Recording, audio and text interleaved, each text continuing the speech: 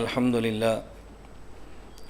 لله نحمده ونستعينه ونستغفره ونؤمن به ونتوكل عليه ونعوذ بالله من شرور أنفسنا ومن سيئات أعمالنا من يهده الله فلا مضل له ومن يضلل فلا هادي له ونشهد أن لا إله إلا الله وحده لا شريك له ونشهد أن سيدنا ومولانا محمدا عبده ورسوله أما بعد فأعوذ بالله من الشيطان الرجيم بسم الله الرحمن الرحيم ما كان محمد أبا أحد من رجالكم ولكن رسول الله وخاتم النبيين وكان الله بكل شيء عليما وقال الله تبارك وتعالى اليوم أكملت لكم دينكم واتممت عليكم نعمتي ورضيت لكم الإسلام دينا وقال الله تبارك وتعالى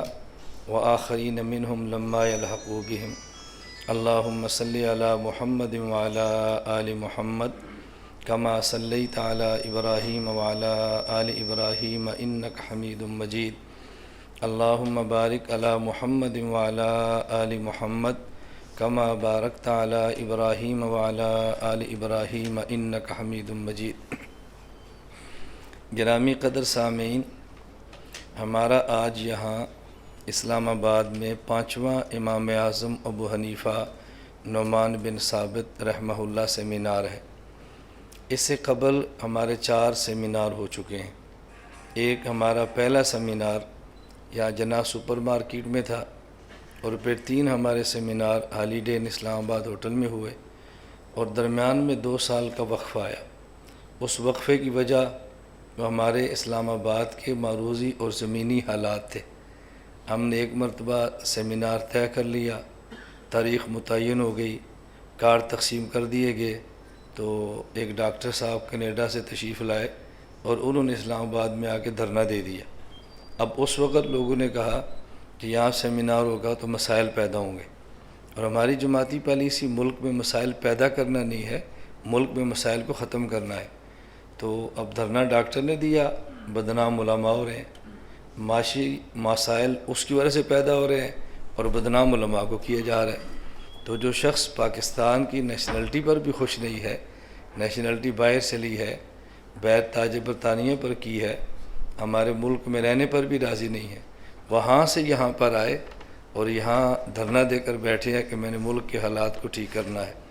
اس دھرنے کی وجہ سے کس حد تک اس ملک کو معاشی نقصانات کا سامنا کرنا پڑا، وہ ہم سے زیادہ آپ اسلام آباد والے لوگ جانتے ہیں۔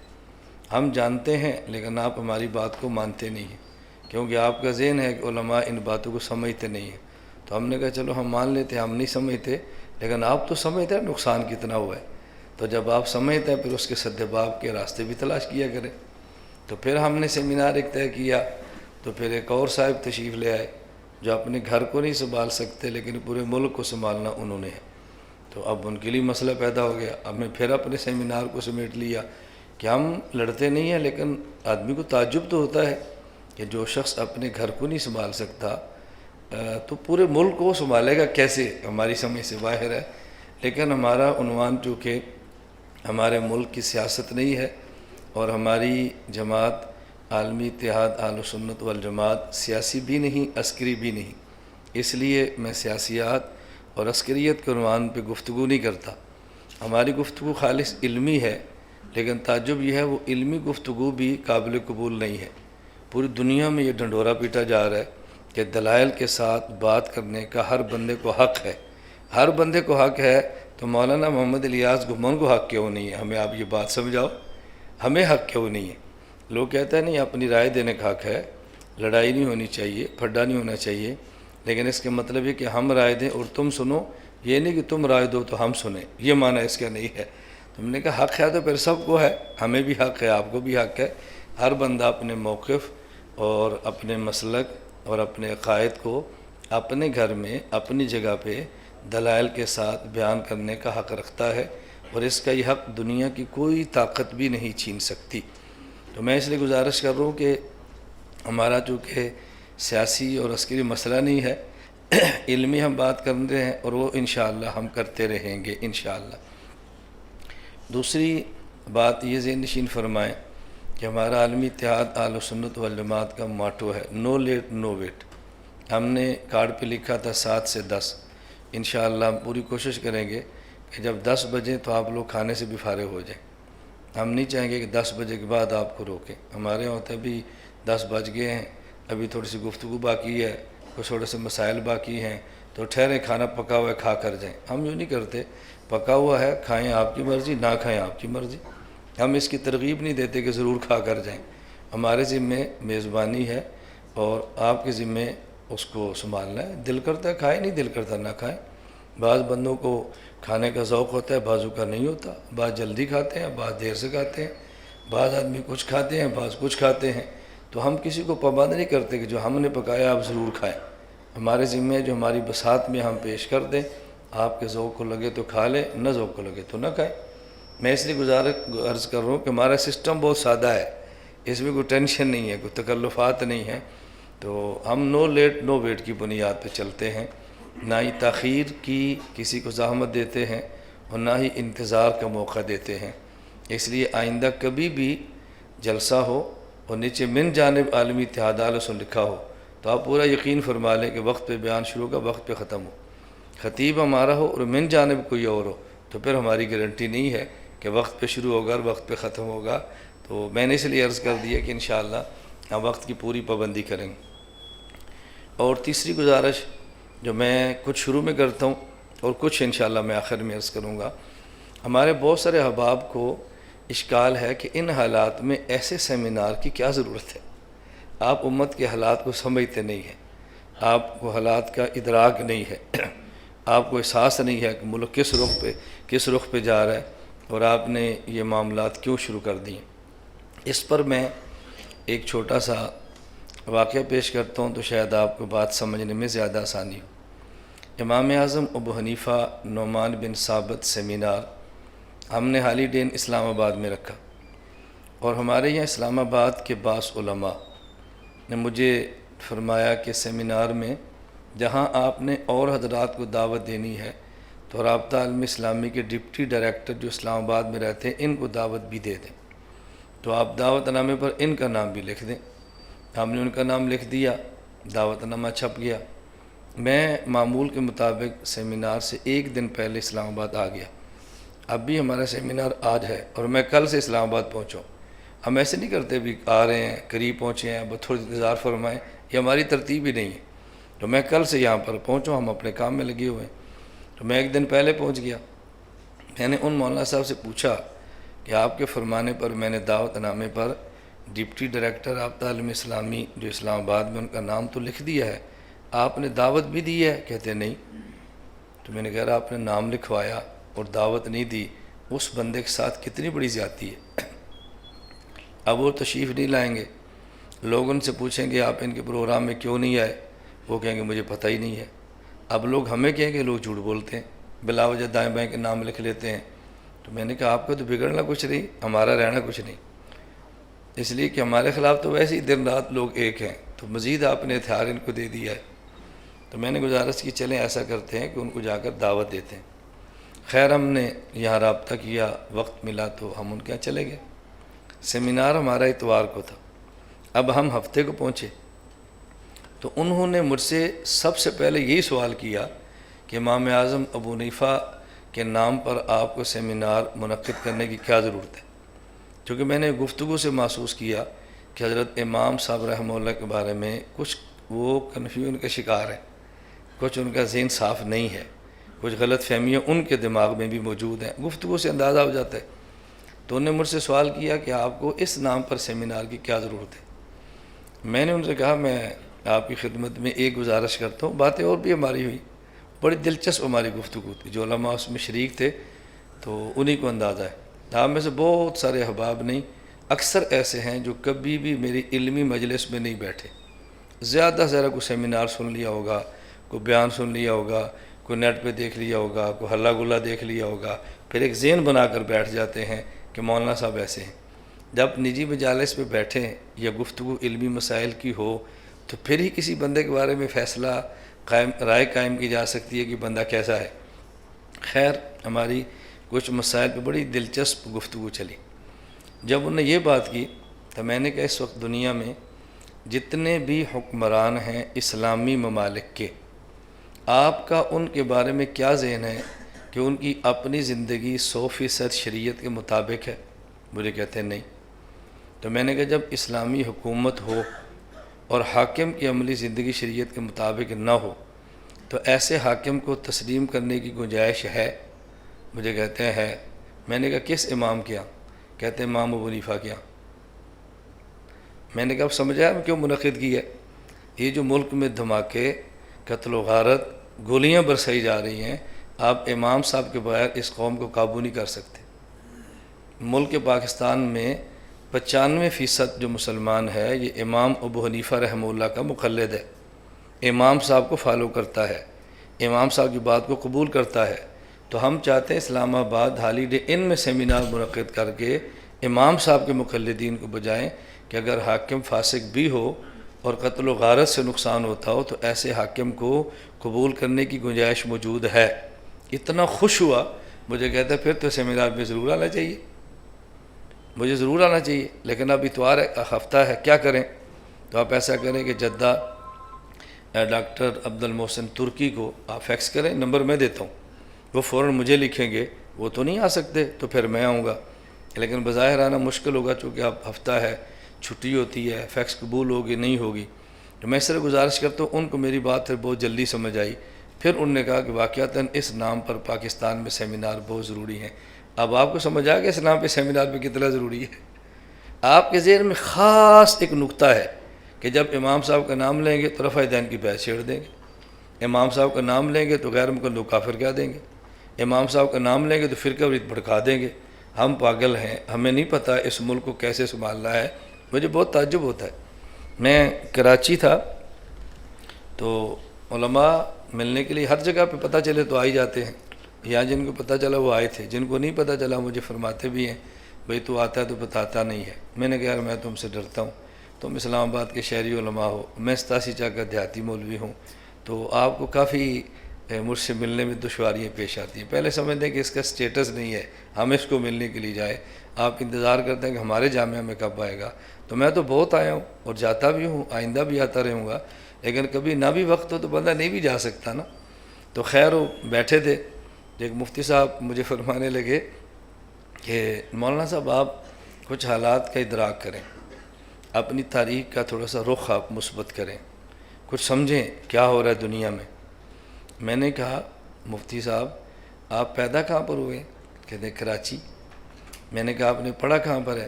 مجھے کہتے ہیں کراچی۔ میں نے کہا پڑھاتے کہاں پر ہیں؟ مجھے کہتے ہیں کراچی۔ میں نے کہا میں پیدا 87 چک سرگودا گاؤں میں ہوں، پڑھا میں نے کراچی ہے اور گھومتا پوری دنیا میں ہوں، اب حالات کا ادراک آپ کو ہے یا مجھے ہے؟ میں نے کہا کنویں کا مینڈک آپ ہیں یا میں ہوں؟ مجھے آپ سمجھائیں۔ اب تھوڑا سا ان کو جھٹکا تو لگا، لیکن میں جھٹکا دیتا ہوں تاکہ ان کو ذہن ہو کہ ہماری دنیا کتنی چھوٹی ہے۔ میں نے کہا میں تو ہر مہینے 1-2 ملک سفر کرتا ہوں، ہر مہینے 11 گھنٹے میرا جہاز اڑتا ہے دوسرے ملک جانے کے لیے، تو مجھے نہیں پتہ دنیا میں کیا ہو رہا ہے۔ عجیب بات ہے، میں پیدا دیہات میں ہوں، پڑھا میں نے کراچی ہے اور کام میں دنیا میں کرتا ہوں، اور مجھے آپ سمجھا رہے ہیں کہ تجھے حالات کا نہیں پتہ۔ یہ مجھے آپ کو بتانا چاہیے کہ مفتی صاحب آپ کو حالات کا نہیں پتہ، آپ تھوڑا سا خیال فرمائیں۔ میں نے کہا بھئی کراچی میں پیدا ہونے کا معنی یہ نہیں ہے جو آپ فرما رہے ہیں۔ یہ میں باتیں اس لیے عرض کروں، میری عادت ہے میں کھلی بات کرتا ہوں، اور میں بحمداللہ داعی اور مبلغ ہوں، اور داعی جو سامعین سے متاثر ہو وہ داعی کہلانے کے قابل ہی نہیں ہے، چاہے جائے کہ وہ داعی بننے کے قابل ہو۔ اگر میں حالات سے متاثر ہوتا تو کب سے میں نے کام چھوڑ دیا ہوتا، کب سے۔ میرے خلاف پروپیگنڈے کا جو طوفان ہے نا، اس میں 99% اپنے 1% غیر ہوگا۔ میں کبھی آپ سے متاثر نہیں ہوا اور نہ میں نے ہونا ہے انشاءاللہ۔ بول بول کے آپ نے تھک جانا ہے اور ہماری آواز نے دنیا میں چھا جانا ہے انشاءاللہ۔ اور الحمدللہ میں اللہ کا شکر ادا کرتا ہوں کہ آپ پاکستان کے کسی شہر اور گاؤں میں جاؤ اور دنیا کے کسی ملک میں جاؤ، اور آپ سے لوگ پوچھیں گے آپ کہاں سے آئے یا پاکستان سے، وہ کہیں گے مولانا الیاس گمر کو جانتے ہیں؟ کیوں؟ ہمارے موبائل میں ان کا ویڈیو ہے، ہمارے پاس ان کا بیان ہے۔ بحمداللہ تعالی ہم نے میڈیا پر اتنا کام کیا کہ آپ اس کا تصور نہیں کر سکتے۔ میں ابھی سندھ دورے پر تھا تو وہاں ایک مولانا صاحب ہیں، مجھے انہوں نے فرمایا کہ آپ تصاویر بنواتے ہیں۔ میں نے کہا بنواتے تو آپ بھی ہیں، فرق اتنا ہے کہ آپ فاعل ہیں قائل نہیں ہیں، میں قائل بھی ہوں فاعل بھی ہوں۔ تو لما تقولون ما لا تفعلون کا مصداق آپ ہے یا میں ہوں؟ میں تو افعل ما اقول ہوں، آپ لما تفعل ما تقول ہو۔ کوئی سمجھ آ رہی ہے بات آپ کو؟ یہ چھوٹی چھوٹی باتیں آپ کو سمجھیں گے نا تو آپ کو ٹینشن کبھی نہیں ہوگی۔ میں نے کہا جو بندہ جائے قائل نہ ہو پھر بھی بنائے، اشکال تو اس پر ہے، اور جو قائل ہو پھر بنائے اس کے بنوانے پر اشکال نہیں ہوتا، اس کے قائل ہونے پر اشکال ہوتا ہے۔ شاید میری بات آپ سمجھے ہیں یا میں نہیں سمجھا سکا۔ ایک بندہ قائل نہ ہو اور فاعل ہو اس پر اشکال ہوگا نا، جب آپ قائل نہیں تو فاعل کیوں ہیں؟ اور جو بندہ قائل بھی ہو فاعل بھی ہو اس کے فاعل ہونے پر اشکال نہیں ہوتا، قائل ہونے پر اشکال ہوتا ہے۔ اس سے یہ بات نہ کرو تو بنواتا کیوں ہے، اس سے پوچھو تو قائل کیوں ہے۔ میں نے کہا جب جی چاہے ہم سے گفتگو کر لو، آپ کو اپنے علم کا پیمانہ سمجھ آ جائے گا آپ کتنی دنیا میں رہتے ہیں۔ کسی آدمی کے دیہات میں ہونے کا معنی ہرگز یہ نہیں ہے کہ اس کی علوم پہ دسترس نہیں ہے۔ اور اب گلوبلائزیشن کا دور ہے، اب اسلام آباد بہت آگے نہیں ہے، آپ یہ دماغ سے جھٹک دو کہ اسلام آباد بہت آگے ہے اور مولانا کا گاؤں بہت پیچھے ہے۔ اب گلوبلائزیشن ہے، پوری دنیا ایک دیہات ہے، جو بات ہم یہاں کہتے ہیں پوری دنیا سنتی ہے۔ کیا اسلام آباد اور کیا 87 جنوبی، میڈیا نے فاصلے دونوں کے سمیٹ کے رکھ دی۔ میں اس لیے گزارش کر رہا ہوں کہ آپ ذہن میں رکھیں کہ میں اسلام آباد سے متاثر نہیں ہوں، اور متاثر ہونا اس شخص کا کام ہے جو صحابہ کی زندگی نہ پڑھتا ہو، جو ائمہ فقہا کو نہ جانتا ہو۔ وہ جس نے صحابہ کو پڑھا ہو رضی اللہ عنہ اور ائمہ فقہا محدثین کو پڑھا ہو، وہ کبھی بھی حالات سے متاثر نہیں ہوتا، کبھی بھی متاثر نہیں ہوتا۔ اس لیے انشاءاللہ ہم آئندہ بھی متاثر نہیں ہوں گے، اور ماشاءاللہ پہلے بھی متاثر نہیں ہوئے، نہ پہلے تھے نہ آئندہ ہوئے۔ یہ میں قصداً ایسی باتیں عرض کرتا ہوں، اور میں نے اس وقت اپنی جماعت سے خود عرض کیا تھا کہ اس وقت سیمینار میں بس ون مین شو ہوگا، میرا اکیلا بیان ہوگا، اس وقت 7 بیانات آپ نے جمع نہیں کرنے۔ کیوں؟ لوگ اعتراض کرتے ہیں۔ ہم عزت کے لیے بہت سارے حضرات کو بلاتے ہیں کہ لوگ سنیں، آخر مجھے لوگ کہتے ہیں ہم تو آپ کو سننے کے لیے، آپ نے تو بیان کیا ہی نہیں ہے۔ تو میں نے کہا چلے اس وقت سارا بیان ہی میں کرتا ہوں، میں تو بحمدللہ 10 بجے تک بھی چلتا رہوں گا تو آپ کو محسوس ہوگا کہ ہماری اپنے موضوع پر تیاری کتنی ہے۔ لیکن انشاءاللہ ہم نے آپ کو 10 بجے کھانے سے بھی فارغ کرنا ہے تاکہ پورے وقت پہ آپ تشریف لے جائیں اور آپ کا وقت بالکل ضائع نہ ہو۔ تو میں خیر عرض کر رہا تھا کہ آپ کے ذہن میں ہو کہ ہم یہ کام کیوں کرتے ہیں۔ یہ نہیں کہ ہمیں حالات کا اندازہ نہیں ہے، ہمیں حالات کا ادراک نہیں ہے اور ہم ماحول کو سمجھتے نہیں ہیں۔ میں ایک چھوٹی سی گزارش کرتا ہوں۔ گزشتہ کل ہم اسلام آباد میں ایک ایسے رہنما کے پاس تھے جن کو آپ سب جانتے ہیں، اس لیے میں نام نہیں لیتا، شاید ان کا ماننے والا کوئی یہاں آیا بھی ہو۔ ہم بیٹھے ہوئے تھے تو مجھے انہوں نے یہ بات سمجھائی کہ آپ عالمی حالات دیکھو، مسلمانوں کے خلاف گھیرا کتنا تنگ کیا جا رہا ہے، اور آپ نے جو گفتگو شروع کر رکھی ہے اس کا نقصان کتنا ہو رہا ہے۔ میں نے کہا جو گفتگو میں نے شروع کر رکھی ہے کبھی آپ نے سنی ہے؟ کبھی میری گفتگو آپ نے سنی ہے؟ ابھی میں آپ کو ملنے کے لیے اور آپ نے نصیحتیں شروع کی ہیں، کبھی آپ میرے پاس آئے مجھے سمجھانے کے لیے؟ کبھی مجھ سے آپ نے رابطہ کیا ہو کہ میں حالات خراب کر رہا ہوں تو مجھے سمجھاؤ؟ کبھی آپ نے صبر کیا ہے؟ ابھی تو ملنے کے لیے، اب تو حال چال گپ شپ لگاؤ، آنے والے کا دل جیتو تاکہ دوبارہ پھر آئے۔ آنے والے کے کاز پہ چوٹ مارو تو دوبارہ تھوڑا ہی وہ آتا ہے۔ میں نے کہا اسلام آباد میں رہ کے یہ چیزیں تو آپ سیکھیں کہ بندے نے دوبارہ پر ہمارے پاس کیسے آنا ہے۔ خیر میں نے ایک ان سے بات کی، میں آپ کی خدمت میں بھی عرض کرتا ہوں۔ میں نے کہا حالات آج بھی خراب ہیں، اور اس سے بدتر حالات اس وقت تھے کہ جب برطانیہ نے باضابطہ بر صغیر پر حکومت کی تھی۔ باضابطہ ہندوستان، بنگلہ دیش، پاکستان، باضابطہ حکومت کس کی تھی؟ برطانیہ کی۔ اور ہمارے علماء برطانیہ سے آزادی حاصل کرنے کے لیے باضابطہ لڑ رہے تھے، جیلیں کاٹ رہے تھے، مارے کھا رہے تھے۔ میں نے کہا آج ہمیں یہی خدشہ ہے نا، اسی کے لیے ہم کوشش کر رہے ہیں بھی سب کو اکٹھا کرو۔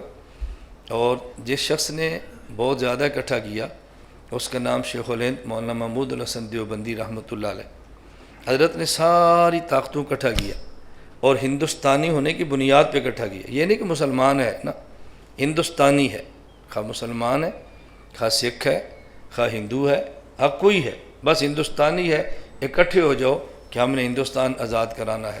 جب آزاد ہو گیا تو پھر دیکھیں گے کہ حکومت ہندو کرے گا مسلمان کرے گا، بات کا مسئلہ ہے، لیکن سب کو اکٹھا کرنا چاہیے۔ میں نے کہا شیخ الہند رحمہ اللہ نے سب کو اکٹھا کیا، لیکن شیخ الہند کی پالیسی کیا تھی؟ خارجی فتنوں پہ نظر ہے، سب کو اکٹھا کرنا چاہ رہے ہیں، اور داخلی فتنوں پہ کیسے نظر ہے؟ ان دنوں میں ایک مولوی صاحب نے انگریز کے کہنے پہ ایک شرارت شروع کر دی تاکہ امت کا اتحاد ٹوٹ جائے اور لوگ الگ الگ ہو جائیں۔ اس مولانا صاحب کا نام تھا محمد حسین بٹالوی صاحب، اور انہوں نے کام کیا ایک اشتہار چھاپ دیا۔ اشتہار پہ 10 مسئلے لکھ دیے، آمین، رفع دین، فاتحہ، 10 مسئلے، اور کہہ دیا کہ میرا چیلنج ہے، جو اس کا جواب دے گا فی مسئلہ میں اس کو 10 روپے دوں گا۔ اب عجیب مسئلہ شروع ہو گیا، ہمارے شیخ الہند صاحب کو اکٹھا کر رہے ہیں اور مولانا صاحب نے اشتہار چھاپ دیا۔ حضرت شیخ الہند رحمۃ اللہ علیہ نے اس اشتہار کا جواب دیا اور نام لکھا ادلہ کاملہ، جواب دے دیا، نام لکھا ادلہ کاملہ۔ اور مولانا صاحب نے شیخ الہند کی کتاب کا جواب دیا، نام لکھا مفتاح الادلہ۔ ہمارے بابا جی نے پھر جواب الجواب دیا اور نام لکھا ایضاح الادلہ۔ 150 سال گزرنے والا ہے، ابھی تک اس کتاب کا جواب نہیں آیا۔ اب میں آپ کو کیا سمجھانا چاہتا ہوں، شیخ الہند رحمہ اللہ نے سب کو اکٹھا کیا، لیکن جو 7 اکٹھے تھے جب انہوں نے سر اٹھایا، شیخ الہند نے ان کو بھی دبایا ہے۔ بھئی آپ کو ساتھ رکھنے کا معنی یہ نہیں ہے کہ تم ہمارے خلاف اشتہار چھاپنے شروع کر دو۔ میری گزارش سمجھ آئی؟ تو ساتھ رکھنے کا یہ معنی تھوڑا کہ اشتہار چھاپنے شروع کر دو۔ ابھی مارچ میں چند دن قبل آپ کے علم میں ہے، لاہور ایک اجلاس تھا، حضرت مولانا سمیع الحق صاحب دامت برکاتہم نے اجلاس بلایا، اور تقریباً کل جماعتی اجلاس تھا، اس میں سب حضرات تھے۔ اجلاس کے بارے میں آراء بھی چل رہی تھی، مشاورت بھی ہو رہی تھی۔ میری ساری گفتگو وہ میڈیا پر موجود ہے۔ میری عادت ہے کہ میں مخفی باتیں نہیں کرتا، دیکھو کیمرے لگے، یہ کل ساری گفتگو دنیا میڈیا پر جائے گی، کسی کو اعتراض ہے تو بتاؤ، میں نے غلط بات کی تو مجھے سمجھاؤ۔ میں نے وہاں پہ یہ کہا کہ آپ لوگوں کا اتحاد ہے، ہم اس کی قدر کرتے ہیں، لیکن دفاع پاکستان کے نام پر بھی آپ لوگوں نے اتحاد کیا تھا۔ میں نے کہا ہم نے اس کی مخالفت نہیں کی، ہم نے تائید کی ہے، چونکہ ہم پاکستان کے دفاع کو جان دے کر بھی کریں گے، اپنے خون کا آخری قطرہ پیش کر پاکستان کو بچائیں گے۔ میرا اشکال یہ ہے، یہ دفاع پاکستان تھا، دفاع تنظیمات تھا۔ اگر آپ نے دفاع پاکستان کرنا تھا تو پاکستان کا پرچم رکھتے، باقی جماعتیں پرچم دفن کر دیتی، دنیا دیکھتی کہ پاکستان کا دفاع ہو رہا ہے۔ تم تو جھنڈوں اور پرچموں کی لڑائی لڑ رہے تھے، پاکستان کا دفاع کیا ہو رہا ہے؟ اب یہ بات میری غلط ہے یا ٹھیک ہے، آپ فیصلہ کریں۔ میں اب بھی کہتا ہوں کہ ہم نے پاکستان کا تحفظ کرنا ہے، انشاءاللہ کرنا چاہیے کہ نہیں؟ جان دینی پڑی تب بھی دیں گے، خون دینا پڑا تب بھی دیں گے، سب کچھ قربان کر دیں گے، اور پاکستان کو ہرگز نہیں ٹوٹنے دیں گے۔ اور جو پاکستان میں دھماکے، قتل و غارت تو بہت بات کا مسئلہ ہے، ہم کہتے ہیں جو پاکستان کے توڑنے والا دماغ ہے اس دماغ کو بھی ختم کر دینا چاہیے، چاہے جائے کہ آدمی دھماکے اور قتل و غارت کرے، لیکن جب دفاع پاکستان کا کرنا ہے تو پرچم کس کا ہونا چاہیے؟ یہ میری رائے غلط ہے تو مجھے سمجھاؤ، ٹھیک ہے تو اس کو قبول فرما لو۔ میں 14 اگست کو اپنے سرگودا استحکام پاکستان سیمینار بھی کرتا ہوں اور استحکام پاکستان ریلی بھی نکالتا ہوں۔ شاید علماء یہ کام اسلام آباد کرتے ہوں گے، مجھے نہیں پتہ، نہیں کرتے ہوں گے، مجھے نہیں پتہ۔ میں اپنے سرگودا 14 اگست کو استحکام پاکستان سیمینار بھی کرتا ہوں، استحکام پاکستان ریلی بھی نکالتا ہوں۔ نام ریلی ہوتا ہے لیکن پورا ریلا ہوتا ہے، کبھی آپ دیکھیں اس کو۔ اور میں سب سے کہتا ہوں، کیونکہ ہمارے یہاں مختلف کارکن ہیں، مختلف جماعتیں ہیں، میں نے کبھی جمعیت کے آئیں، نون کے آئیں، کاف کے آئیں، پی پی کے آئیں، تحریک انصاف کے آئیں، جو آئیں، میری طرف سب کو دعوت ہے، لیکن میری ریلی میں آنے والا کوئی بھی اپنی جماعت کے پرچم نہ لائے، سب پاکستان کا پرچم اٹھا کر لائیں۔ 14 اگست کو پاکستان بنا تھا، جماعتیں نہیں بنی تھی، تو پاکستان کا دفاع کرنا ہے، جماعتوں کا دفاع کرنا ہے۔ میں تو یوں پاکستان کے لیے ریلیاں نکال دوں۔ آپ آج آئیں، کبھی آپ میرے مدرسے میں کبھی آئیں، میرا جو بند کمرے کا ٹیبل ہے نا، وہاں بھی پاکستان کا پرچم پڑا ہوگا، آپ آ کر تو دیکھیں۔ اب آپ اندازہ فرمائیں مجھے پاکستان سے کتنی محبت ہوگی، اور میں کیسے برداشت کرتا ہوں تو پاکستان ٹوٹے۔ ہم کیسے برداشت کرتے ہیں فرقہ واریت کی آگ پاکستان میں بھڑکے؟ کوئی بیوقوف شخص ہی ہوگا جو ملک میں فرقہ واریت کی آگ بھڑکائے یا پاکستان کی قتل و غارت کو برداشت کر لے، سوچا بھی نہیں جا سکتا۔ میں نے یہ تھوڑی سی گفتگو ابتدا میں عرض کی ہے، میں نے کہا کچھ میں آخر میں بھی عرض کروں گا، صرف یہ بات سمجھانے کے لیے کہ ہمارے سیمینار کا مقصد کیا ہے۔ ہمارے ہاں ایک پروپیگنڈا اتنا شدید کر دیا گیا ہے کہ جب بھی کوئی بندہ کہے گا امام ابو حنیفہ تو لوگ کہیں گے یہ اہل حدیث کے خلاف تقریر ہونے لگی ہے۔ آپ نے کیسے پہچان لیا اس کو ان کے خلاف تقریر لگی ہے؟ میری گزارش سمجھ آ رہی؟ جب آپ پاکستان کے تحفظ کی بات کرتے ہیں تو آپ کیا کسی ملک کے خلاف تقریر کرتے ہیں؟ پاکستان کے تحفظ کی بات کرنے کا معنی یہ نہیں ہے کہ ہم ہمسایہ ملکوں میں آگ لگا رہے ہیں۔ امام ابو حنیفہ کے مناقب بیان کرنے کا معنی یہ نہیں ہے کہ کسی کے خلاف جلسہ منعقد ہو رہا ہے۔ یہ کتنی منفی سوچ پھیلا دی گئی ہے اور ایسا پروپیگنڈا کر دیا گیا ہے تاکہ کوئی بندہ اپنے مسلک پر اپنے مجمع بات نہ کرے۔ نہیں جی فرقہ واریت پھیلائی جا رہی ہے۔ فرقہ واریت کا نصور ہے اور یہ صرف زبان سے ختم نہیں ہونا، اپنی عملی زندگی سے ختم کرنا ہے انشاءاللہ۔ دہشت گردی صرف بولنے سے ختم نہیں ہونی، عملی زندگی سے ختم ہونی ہے۔ اور جس حد تک اللہ نے توفیق عطا فرمائی ہم ان دونوں لعنتوں سے اپنے ملک کو صاف ضرور کریں گے انشاءاللہ۔ تو میں نے یہ مختصر سی ابتدائی گفتگو کی ہے تو آپ کے ذہن میں رہے حضرت امام صاحب کے نام پر ہم نے سیمینار منعقد کیوں کیا ہے۔ کچھ تھوڑی بات تو سمجھ آ گئی نا، ساری نہیں سمجھ آتی، تھوڑی بہت آ جائے بس بہت ہے، پہلی دفعہ ساری نہیں آئے گی۔ اور میں سمجھتا ہوں کہ میرے اس گفتگو پر تبصرے کیا ہونے ہیں وہ تبصرے ذہن میں رکھ کے میں بات کرتا ہوں، لیکن بات ہم پوری سمجھانے کی کوشش کرتے ہیں۔ میں اب حضرت امام صاحب رحمۃ اللہ علیہ کے حوالے سے چند ایک باتیں آپ کی خدمت میں پیش کرتا ہوں اور اس کے آخر میں انشاءاللہ میں سیمینار کے حوالے سے بھی ایک دو باتیں عرض ضرور کروں گا۔ پہلی بات سمجھیں کہ حضرت امام اعظم ابو حنیفہ نعمان بن ثابت رحمہ اللہ تعالی ان کی شخصیت پر میں بات کروں گا، لیکن پہلے بنیادی بات سمجھ لیں۔ حضرت امام اعظم ابو حنیفہ نعمان بن ثابت رحمہ اللہ تعالی ہم قرآن کریم کے موجود ہونے کے باوجود، حدیث پاک کے موجود ہونے کے باوجود پھر بھی ان کی تقلید کیوں کرتے ہیں؟ کیا قرآن کریم کافی نہیں ہے؟ کیا حدیث پاک کافی نہیں ہے؟ کیا اللہ کے رسول صلی اللہ علیہ وسلم کافی نہیں ہے؟ کیا صحابہ کرام کافی نہیں ہیں؟ ان سب کے ہونے کے باوجود ہمیں امام اعظم ابو حنیفہ نعمان بن ثابت رحمہ اللہ کی تقلید کرنے کی ضرورت کیوں پیش آئی ہے؟ اس کی وجہ کیا ہے؟ اب ذرا بات اچھی طرح سمجھیں۔ ایک حدیث پاک آپ نے کئی بار سنی ہوگی، میں اگر اس حدیث کے ایک جز پر بات کروں تو بلا مبالغہ مجھے کم از کم 1 گھنٹہ چاہیے، کم از کم۔ میں اس کے ایک جز پر بات کروں تو بلا مبالغہ کم از کم مجھے 1 گھنٹہ چاہیے۔ حدیث پاک کیا ہے؟ رسول اکرم صلی اللہ علیہ وسلم نے ارشاد فرمایا فضلت علی الانبیاء بست، اللہ رب العزت نے 6 مخصوص انعامات مجھے عطا فرما کے بقیہ انبیاء پر مجھے فضیلت عنایت فرمائی ہے۔ وہ 6 چیزیں کون سی ہیں؟ اوتیت جوامع الکلم، اللہ نے مجھے جوامع الکلم دی ہے۔ نمبر 2 نصرت بالرعب، میرا مخالف مجھ سے 1 ماہ کی مسافت پر ہوتا ہے تو میرا وہاں اس پر رعب چھا جاتا ہے، اللہ نے یہ رعب کی دولت مجھے دی ہے۔ احلت لی الغنائم، مال غنیمت کو میرے لیے حلال قرار دیا ہے۔ جعلت لی الارض مسجدہ، پوری زمین کو میرے لیے سجدہ گاہ بنایا ہے۔ وطہورا، اور پوری زمین کو میرے لیے پانی کی جگہ پاک کرنے والی بنایا ہے۔ وارسلت الی الخلق کافہ، اور مجھے تمام مخلوقات کا نبی بنا کر بھیجا ہے۔ یہ 6 چیزیں مجھے عطا فرمائیں۔ میں حدیث پاک کی تشریح معمول کی تشریح سے ہٹ کر رہا ہوں، یہ تشریح کسی اور جگہ آپ سنیں گے تو یہ نہیں ملے گی جو میں کر رہا ہوں، اس لیے بعضوں کو تھوڑا سا اشکال ہوگا، آپ کو تو پتہ ہی نہیں جو باتیں میں نے بات عرض کر دی۔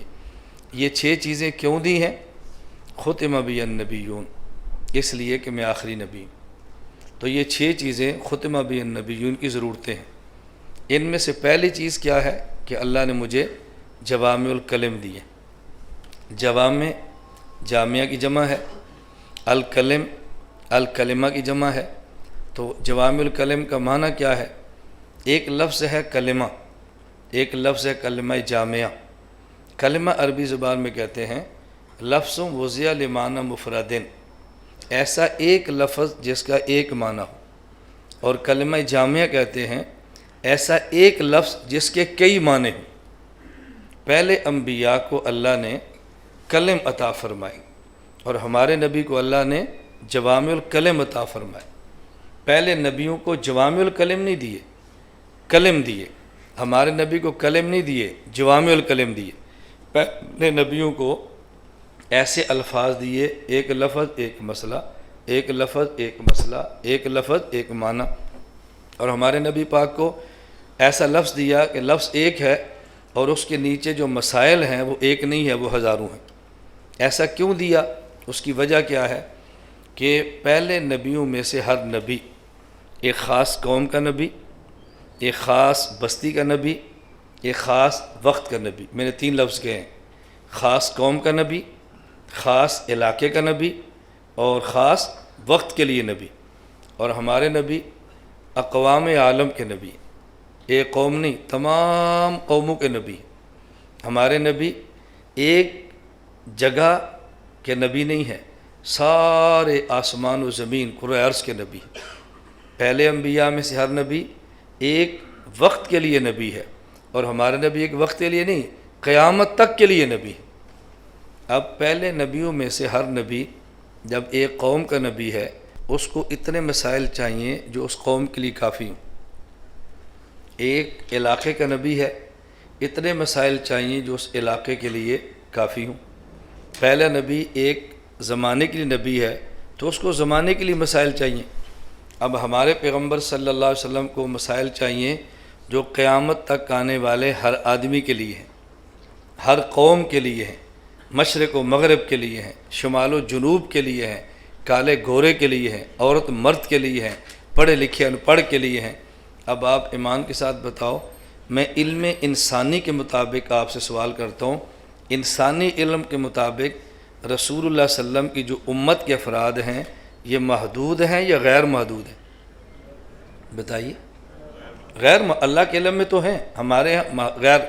جب غیر محدود ہیں تو ہمارے نبی کو جو مسائل چاہیے، محدود یا غیر محدود؟ تو پھر اللہ اپنے نبی کو قرآن کتنا بڑا دیتے؟ اگر ہر مسئلے کے لیے ایک آیت چاہیے تو قرآن کتنا بڑا ہونا چاہیے تھا؟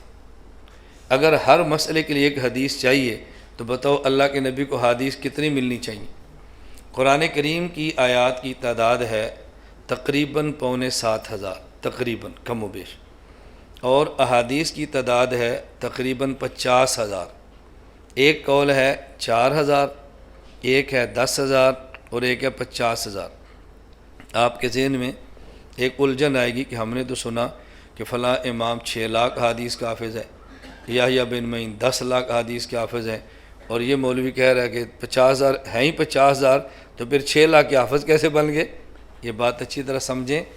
حدیث میں 2 چیزیں ہوتی ہیں، ایک حدیث کا متن، اللہ کے نبی نے کیا فرمایا صلی اللہ علیہ وسلم، اللہ کے نبی نے کیا کیا صلی اللہ علیہ وسلم، یہ متن ہے، اور ایک اس متن کو نقل کرنے والے افراد، انہیں کہتے ہیں راوی۔ ایک راوی ہے اور ایک متن ہے۔ اب جو متون ہے نا، حضور پاک ارشادات یا حضور پاک کے اعمال، یہ جو متون ہیں یہ 50,000 ہے، اور لاکھوں کی تعداد کیسے بنتی ہے؟ ایک حدیث ہے کہ رسول اللہ صلی اللہ علیہ وسلم نے موضوع پر مسح فرمایا، یہ ایک حدیث ہے، اس کو نقل کرنے والے ہیں 70 صحابہ رضی اللہ عنہم اجمعین۔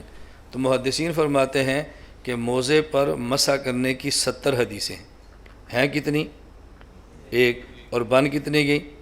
یہ 70 کیسے بن گئی کہ نقل کرنے والے 70 ہو گئے، اب یہ حدیثیں 70 ہو گئی۔ تو جب آپ متن دیکھیں گے تو 50,000، اور جب ایک حدیث کو نقل کرنے والے کئی افراد ہوں گے، اب ان کے اعتبار سے تعداد گنیں گے تو پھر ہو جائے گی 10 لاکھ، 4 لاکھ، 5 لاکھ۔ تو میں اس لیے کہہ رہا ہوں کہ قرآن کریم کی آیات کی تعداد تقریباً 7,500 اور احادیث کی تعداد تقریباً 50,000۔ اب آپ آیات اور احادیث کو ملا لیں تو میں ایک لفظ استعمال کرنے لگا ہوں، آیت کو بھی کہتے ہیں نص، نون اور صاد، نص، نصوص جسے کہتے ہیں نا، نصوص، اور حدیث پاک کو بھی کہتے ہیں نص، یہ بھی نصوص ہیں۔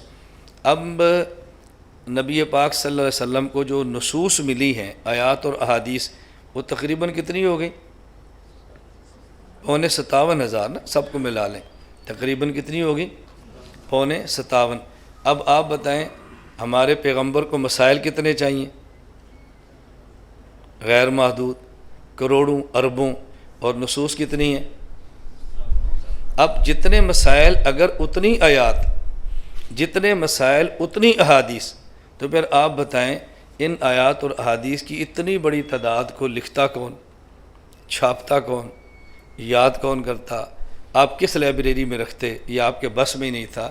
پھر اللہ پاک نے کرم یہ کیا، قیامت تک آنے والے مسائل کے لیے اللہ کے نبی کو آیات اور احادیث محدود عطا فرمائیں، اور ان آیات اور احادیث کے نیچے غیر محدود مسائل رکھ دیے۔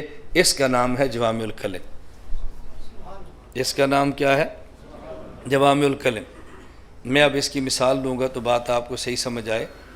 قیامت تک آنے والے جتنے بھی افراد ہیں، ان افراد کو جتنا بھی پانی چاہیے، پینے کے لیے، غسل کے لیے، کپڑے دھونے کے لیے، مکانات کی تعمیر، جتنا پانی چاہیے وہ سارا پانی اللہ نے زمین کے نیچے پیدا فرما دیا ہے۔ قیامت تک اڑنے والے جہاز کو جتنا فیول چاہیے وہ سارا زمین کے نیچے پیدا فرما دیا ہے۔ قیامت تک چلنے والے جنریٹر اور انجن کو جتنا بھی ڈیزل چاہیے یا پیٹرول وہ سارا اللہ نے زمین کے نیچے پیدا فرما دیا ہے۔ قیامت تک آنے والی مشینری اور قیامت تک آنے والے چولہے کے لیے جتنا بھی گیس چاہیے اللہ نے زمین کے نیچے پیدا فرما دیا ہے۔ کیوں؟ اگر اللہ قیامت تک آنے والے انسان کی ضرورت کے لیے پانی کو زمین کے نیچے رکھنے کی بجائے زمین کے اوپر رکھ دیتے تو آپ بتاؤ سیلاب آتا اور لوگ سیلاب میں تباہ ہو جاتے، کوئی آدمی زندہ رہ سکتا تھا؟ اگر یہ گیس اور پیٹرول اور ڈیزل یہ زمین کے نیچے رکھنے کی بجائے اللہ زمین کے اوپر رکھ دیتے تو امت جھلس کے مر جاتی، آگ لگ جاتی، کوئی آدمی نہ بچتا۔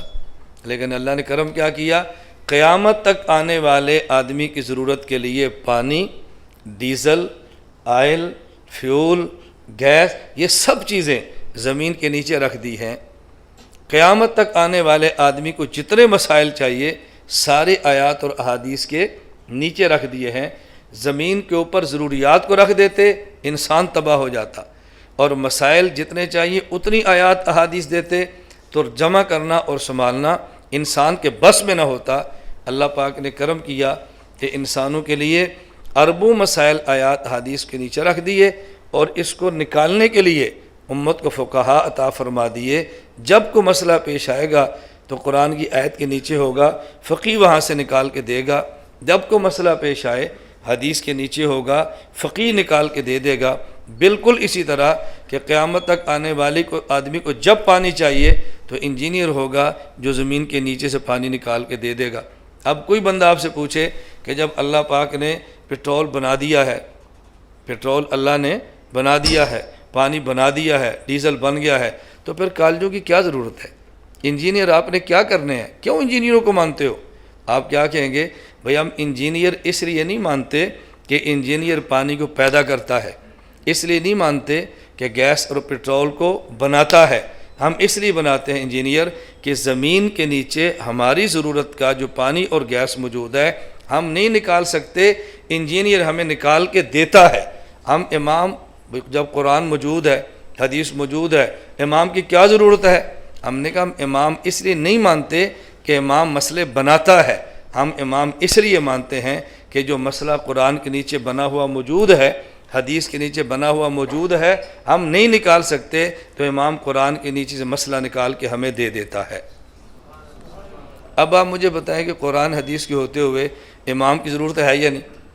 فرق کیا ہے؟ جو آدمی دنیا میں انجینئر کا مخالف ہو جائے گا اس کو پانی نہیں ملے گا، انجینئر کو قتل کرنا شروع کر دے گا ان کو گیس اور پیٹرول نہیں ملے گا۔ کیوں؟ انجینئر ہوں گے تو گیس پیٹرول نکلے گا نا، آپ ان کو مارنا شروع کر دو۔ اور جب علماء کو قتل کرنا شروع کر دیں گے تو پھر آپ کو مسائل نہیں ملیں گے۔ ہمیں مسائل بھی چاہیے، ہمیں اس دنیا کی ضرورتیں بھی چاہیے۔ دنیا کی ضرورتیں آپ کو چاہیے تو پھر انجینئر اور ڈاکٹر کی حفاظت کریں، اور اگر آپ کو قرآن و سنت کے مسائل چاہیے تو پھر علماء کی حفاظت کریں، پھر علماء کی حفاظت کے اسباب پیدا کریں تاکہ مسائل بھی ملتے رہیں اور مادی ضروریات بھی پوری ہوتے رہیں۔ اگر قرآن کی آیت کی روح سے اس مسئلے کو سمجھ نہ ہو تو یہ آیت ہمیشہ پڑھتے ہیں اور بار بار دعاؤں میں مانگتے ہیں، لیکن اس طرف آپ کی توجہ نہیں جاتی کہ یہ قرآن میں کہاں لکھا ہے ربنا آتنا فی الدنیا حسنہ وفی الآخرۃ حسنہ، اللہ ہماری دنیا بھی بہتر بنا دے، ہماری آخرت بھی بہتر بنا دے۔ انجینئر کو مان لیں گے دنیا آپ کی اچھی ہو جائے گی، اور فقیہ کو مان لیں گے تو آپ کی آخرت اچھی ہو جائے گی۔ اس لیے ہم سکول مانتے ہیں وہاں انجینئر پیدا ہوتے ہیں، اور مدرسے مانتے ہیں وہاں پہ فقیہ پیدا ہوتے ہیں۔ تو آپ کو صرف دنیا چاہیے، صرف آخرت؟ جو کہتے ہیں صرف آخرت چاہیے وہ بھی بیوقوف ہے۔ بھئی جب دنیا میں رہنا ہے تو کپڑا پہننا نہیں ہے، تو پھر کیا ہے صرف آخرت کیا ہوتی ہے؟ بھئی دنیا میں رہنا ہے تو آپ نے کپڑا پہننا ہے، جوتی پہننی ہے، بیمار ہوئی تو علاج کرانا ہے، تو علاج کے لیے پھر ڈاکٹر بھی چاہیے۔ آپ ڈاکٹر کو قتل کرنا شروع کر دیں گے تو آپ کا علاج کون کرے گا؟ ڈاکٹر ہوتا ہے، وہ یہ نہیں دیکھتے کہ ڈاکٹر نیک ہے یا برا، کیونکہ ڈاکٹر نے آپ کو نماز تو نہیں پڑھانی، ڈاکٹر نے آپ کا علاج کرنا ہے نا۔ اب اپنے محلے میں آپ کلینک بند کرا دیں، ڈاکٹر کی داڑھی نہیں ہے، اس سے ڈاکٹر کا تعلق نہیں۔ رکھنی چاہیے داڑھی، نماز پڑھنی چاہیے، میں اس کا دائی ہوں، مخالف تھوڑا ہی ہوں، میں اس کا دائی ہوں، اس کا مخالف تو نہیں ہوں نا۔ مجھے اس پہ ایک چھوٹی سی بات یاد آئی۔ ہمارا جو کہ ادارہ ہے مرکز اہل سنہ والجماعت کے نام پہ سرگودہ ادارہ ہے، تو اس میں اساتذہ بھی آتے ہیں، سبق بھی پڑھاتے ہیں۔ تو میں نے وہاں ایک استاذ کو اپنے بعض اسباق کے لیے رکھا۔ اللہ کی شان، وہ جتنا بڑا عالم تھا اتنا بڑا بزدل تھا۔ یہ ہوتا ہے، یہ کوئی انوکھی بات نہیں ہے۔ حضرت حسان رضی اللہ تعالیٰ عنہ کتنے بڑے شاعر تھے، ایسے شعر پڑھتے اور صحابہ کو جنگ کے لیے کھڑا کر دیتے۔ حضرت حسان رضی اللہ، اور ایک جنگ میں تھے، وہاں عورتیں پیچھے تھی، نبی پاک صلی اللہ علیہ وسلم میدان جنگ میں تھے، تو حضرت حسان کو وہاں کھڑا کیا کہ تم یہاں حفاظت کرو۔ اب جہاں عورتوں میں ان کا پہرا تھا، تو دشمنوں نے یہ سوچ کر مسلمان عورتوں کے بارے میں بہت جری اور بہت غیور ہوتے ہیں، ان کے کمبوں کی طرف جاؤ۔ اب باہر سے کچھ خسر پسر کی آواز آئی، تو حضرت صفیہ رضی اللہ عنہا نے حسان سے کہا پتہ کرو۔ اس نے کہا یہ میرے بس میں نہیں ہے، صحابی رسول ہے، چھوٹی بات تو نہیں ہے۔ عورتوں نے اس دشمن کو لیا اور قتل کیا، کہا اس کا سر باہر پھینک دو، کہ بھی تسی آپ ہی سے لڑے۔ اور شاعر نبوت کتنے بڑے تھے، آپ کو نہ سمجھ آئے تو دنیا دار تو شاید اس بات کو نہ سمجھے، مولوی سمجھیں گے۔ میں نام نہیں لیتا پھر اچھا نہیں ہوگا، میں کسی شاعر کا نام لے کے بتاتا تو یہ ناتا سنا پھر وہ دلیری ویکھو، یہ ہوتا ہے۔ تو خیر جو میں سمجھا رہا ہوں، میں نے مولوی صاحب رکھے، ماشاءاللہ علم بہت تھا لیکن دلیر نہیں تھے۔ مجھے ان پہ اس بات پہ غصہ آ گیا، ان کے سامنے اظہار نہیں کیا، میں نے کمر کے پیچھے اپنے ایک استاد کے سامنے اظہار کیا کہ یار اتنا بڑا مولوی ہے، اتنا بڑا علم ہے، ایسا بزدل آدمی ہے، میرے پاس کیسے رہے گا؟ اس نے مجھے بڑی پیاری بات سمجھائی۔ میری عادت ہے جو مجھے سمجھایا نا میں اس پہ بحث نہیں کرتا، فوراً مانتا ہوں، فوراً مانتا ہوں۔ جو ہمارا فن نہیں ہے اس میں دوسرے فن والے کی بات بنے، اس میں حرج کیا ہے؟ اور ایسا آپ کا واسطہ بھی پڑے گا، ہمارا بھی پڑتا رہتا ہے۔ ہمارے ایک ملتان حکیم ہیں، حکیم اسماعیل صدیقی صاحب، بڑے اچھے ماشاءاللہ حکیم ہیں۔ تو میں ان کے پاس اپنی ایک بیماری کے علاج کے لیے گیا، نباز ہیں، تو مجھے وہ کہنے لگے کہ مولانا صاحب آپ سوتے وقت دودھ نہ پیا کریں، آپ دودھ پینا چھوڑ دیں۔ اگر دودھ پینا بھی ہو تو صبح صبح نیم گرم دودھ آپ بے شک 5 کلو پی لو، پھر اس کے بعد پورا دن دودھ نہ پینا، اور سوتے وقت بالکل نہ پینا۔ میں نے کہا بھی ہماری تو عادت ہے بچپن سے، سوتے تھے وقت ایک ہم کولا کہتے تھے بڑا برتن، نہ پیے دودھ، ہمیں تو نیند نہیں آتی۔ میں تو یہاں بھی رات اسلام آباد میں تھا، ہمارے میزبان بیٹھے ہیں، مولانا صاحب کیا پئیں گے؟ میں نے کہا بھی دودھ دا جاگ رکھو، نال برف رکھو، نال ایک پیپسی رکھو، بس یہ پی کے پھر سو گئے۔ اب یہ آپ کو بڑا عجیب لگے گا لیکن ہماری بچپن سے عادت ہے دودھ پینے کی۔ تو میں نے ان سے کہا میں تو سوتے وقت دودھ پیتا ہوں، میری مجبوری ہے۔ اب ذرا بات سمجھیں، میں نے ایک علمی اشکال پیش کیا اور حکیم نے کیسے جواب دیا، وہ جواب شاید میرے بس میں نہیں تھا۔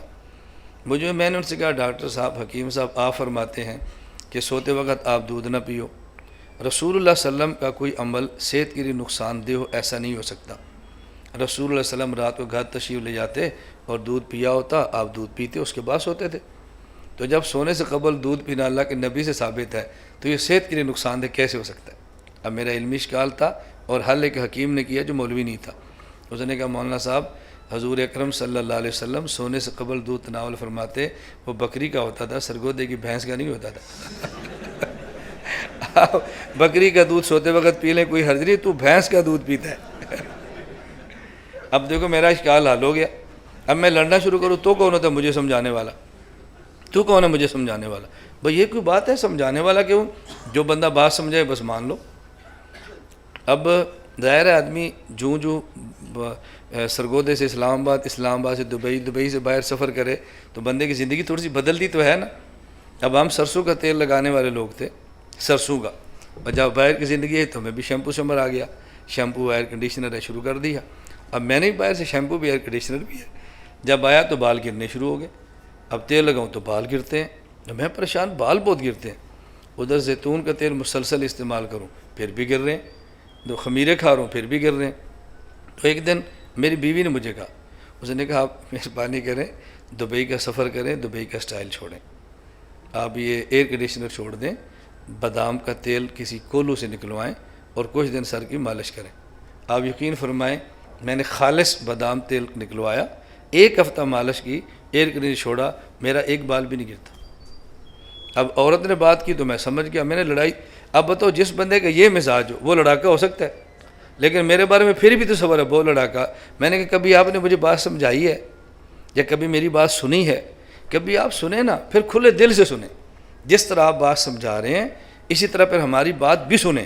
اس کے بعد کسی رائے پر پہنچیں گے تو پھر آپ کو اندازہ ہوگا کہ ایسا مسئلہ نہیں. خیر وہ جو بات میں عرض کر رہا تھا، ہر فن کے لوگ مانتے ہیں. میں نے ایک استاد سے کہا یار مجھے اس پہ بہت غصہ چڑھتا ہے، اس کے علم بہت ہے لیکن یہ بزدل بہت ہے. مجھے اس نے کہا آپ نے ان کو اپنے مدرسے لڑانے کے لیے بلایا؟ میں نے کہا نہیں. کیوں بلایا؟ تو میں نے کہا حوالے تلاش کرنے کے لیے.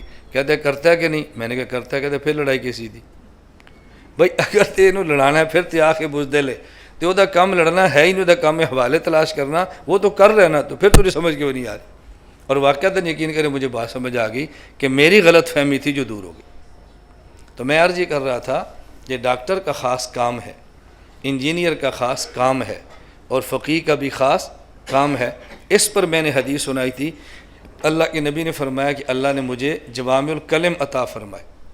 اب جب نبی کو جوامع الکلم ملے ہیں تو جوامع الکلم کا معنی کیا ہے کہ آپ کو مسائل چاہیے، تھوڑی احادیث سے زیادہ مسائل چاہیے، اور وہ آپ کے بس میں نہیں ہے، تو پھر کسی کا آپ کو انتخاب تو کرنا پڑے گا نا، کہ آپ اس بندے کا انتخاب کریں، اور جب مسئلہ پیش آ جائے آپ اسے کہہ دیں وہ احادیث کے نیچے سے مسئلہ نکالے اور نکال کر آپ کے حوالے کر دے. میں اس پر ایک مثال دیتا ہوں تو پھر آپ کو بات جلدی سمجھ آئے گی کہ احادیث کے نیچے سے مسئلے کیسے نکلتے. بغداد شہر میں ایک مسئلہ پیش آ گیا. مسئلہ یہ تھا کہ عورت فوت ہو گئی، اور خاتون کے فوت ہونے پر اب اس کو غسل مرد نے نہیں دینا، خاتون نے دینا ہے. جس خاتون کو غسل کے لیے بلایا گیا وہ خاتون ماہواری کی حالت میں تھی، مہینے کے مخصوص دنوں میں تھی، اس کا جسم پاک نہیں تھا. اب اس عورت نے کہا میں غسل تو دیتی ہوں لیکن میرا جسم پاک نہیں ہے. تو اس حالت میں کوئی عورت میت کو غسل بھی دے سکتی ہے؟ اب یہ مسئلہ پیش آ گیا. کہا جی یہ تو کسی عالم سے پوچھے، ہمیں تو نہیں پتہ. بغداد میں مدرسہ ہے، یہ خاتون مسئلہ پوچھنے کے لیے چلی گئی. اب وہاں کون بیٹھے ہیں؟ محدثین، جن کے پاس حدیث کا فن ہے اور حدیثوں کے حافظ ہیں، حافظ الحدیث محدث بیٹھے ہیں. اس خاتون نے پوچھا جی شیخ صاحب مسئلہ بتائیں، ماہواری کی حالت میں ناپاک وجود کے ساتھ کوئی عورت میت عورت کو غسل دے سکتی ہے؟ تو انہوں نے فرمایا کہ ہمارے علم میں کوئی ایسی حدیث نہیں ہے. اس نے کہا پھر میں کیا کروں؟ مسئلہ پیش آ گیا. تو انہوں نے کہا ایسا کرو، وہ جو اگلا کمرہ ہے نا وہاں بیٹھے فقیہ ابو ثور، مفتی صاحب ہیں، وہ محدث نہیں ہیں، مفتی صاحب ہیں، ان مفتی صاحب سے پوچھو مسئلہ. وہاں چلی گئی، فقیہ ابو ثور بغدادی سے مسئلہ پوچھا. انہوں نے فرمایا ہاں اس حالت میں عورت میت عورت کو غسل دے سکتی ہے. خاتون کو مسئلہ مل گیا، واپس آ گئی. تو انہوں نے پوچھا مفتی صاحب کیا فرماتا ہے؟ جب واپس آئے ہمیں بھی بتانا. واپس آئی، انہوں نے کہا جی وہ کہتے ہیں غسل دے سکتی ہے. تو انہوں نے کوئی دلیل بھی دی ہے؟ کہا جی نہیں. کیوں؟ کہ تو مجھے تو مسئلہ چاہیے تھا، مجھے تو دلیل نہیں چاہیے، مجھے مسئلہ مل گیا. انہوں نے کہا نہیں اس سے پوچھ. مفتی صاحب کے پاس خاتون گئی تو اس نے پوچھا کہ مفتی صاحب کوئی دلیل بھی ہے؟ فرمایا ہاں حدیث سے ثابت ہے، حدیث اس پر ہے. انہوں نے کہا جی کون سی حدیث ہے؟ مفتی صاحب فرمانے لگے کہ ام المومنین، انہوں نے خیال ان کو حدیث بتائی. حدیث کون سی ہے؟ فرمان لگے اب یہ صحیح بخاری میں روایت موجود ہے. ام المومنین ام عائشہ رضی اللہ تعالیٰ عنہ فرماتی ہیں کہ رسول اکرم صلی اللہ علیہ وسلم مسجد نبوی میں معتکف ہوتے. اور آپ کا گرمی کی وجہ سے دل کرتا کہ سر مبارک کو دھو دیا جائے۔ میرا کمرہ مسجد نبی کی بالکل متصل تھا، آپ معتکف تھے اور آپ نے سر دھلانا تھا اور میں اس حالت میں تھی، تو رسول اکرم صلی اللہ علیہ وسلم نے مسجد نبی سے اپنا سر مبارک جو کمرے کی طرف کر دیا اور میں نے کمرے میں بیٹھ کے آپ کے سر مبارک کو دھویا، وَأَنَا حَائِضٌ، اور میری حالت یہی تھی۔ تو مفتی صاحب فرمان لگے جب امی عائشہ اس حالت میں نبوت کا سر دھو سکتی ہے تو مائی تو بھی اس حالت میں عورت کو غسل دے سکتی ہے۔ جو خاتون واپس آئی تو محدثین نے پوچھا، ہاں، کہتے جی حدیث میں، انہوں نے کہا ہم تو 4 لاکھ حدیثوں کے حافظ ہے، کون سی حدیث ہے؟ انہوں نے کہا یہ حدیث سنائیے۔ اب دیکھو، اب اگر یہ فقیہ نہ ہو تو مسئلہ کیسے نکلے؟ تو حدیث کی اطاعت فقیہ ایسے مسئلہ نکالتا ہے اور مجتہد یوں مسائل۔ میں نے بہت ساری باتیں کرنی ہیں ورنہ میں اس پر آپ کو کتنی مثالیں دیتا کہ ایک حدیث سے مسائل کیسے نکالے جاتے ہیں اور اس حدیث سے مسائل آدمی سمجھاتا کیسے۔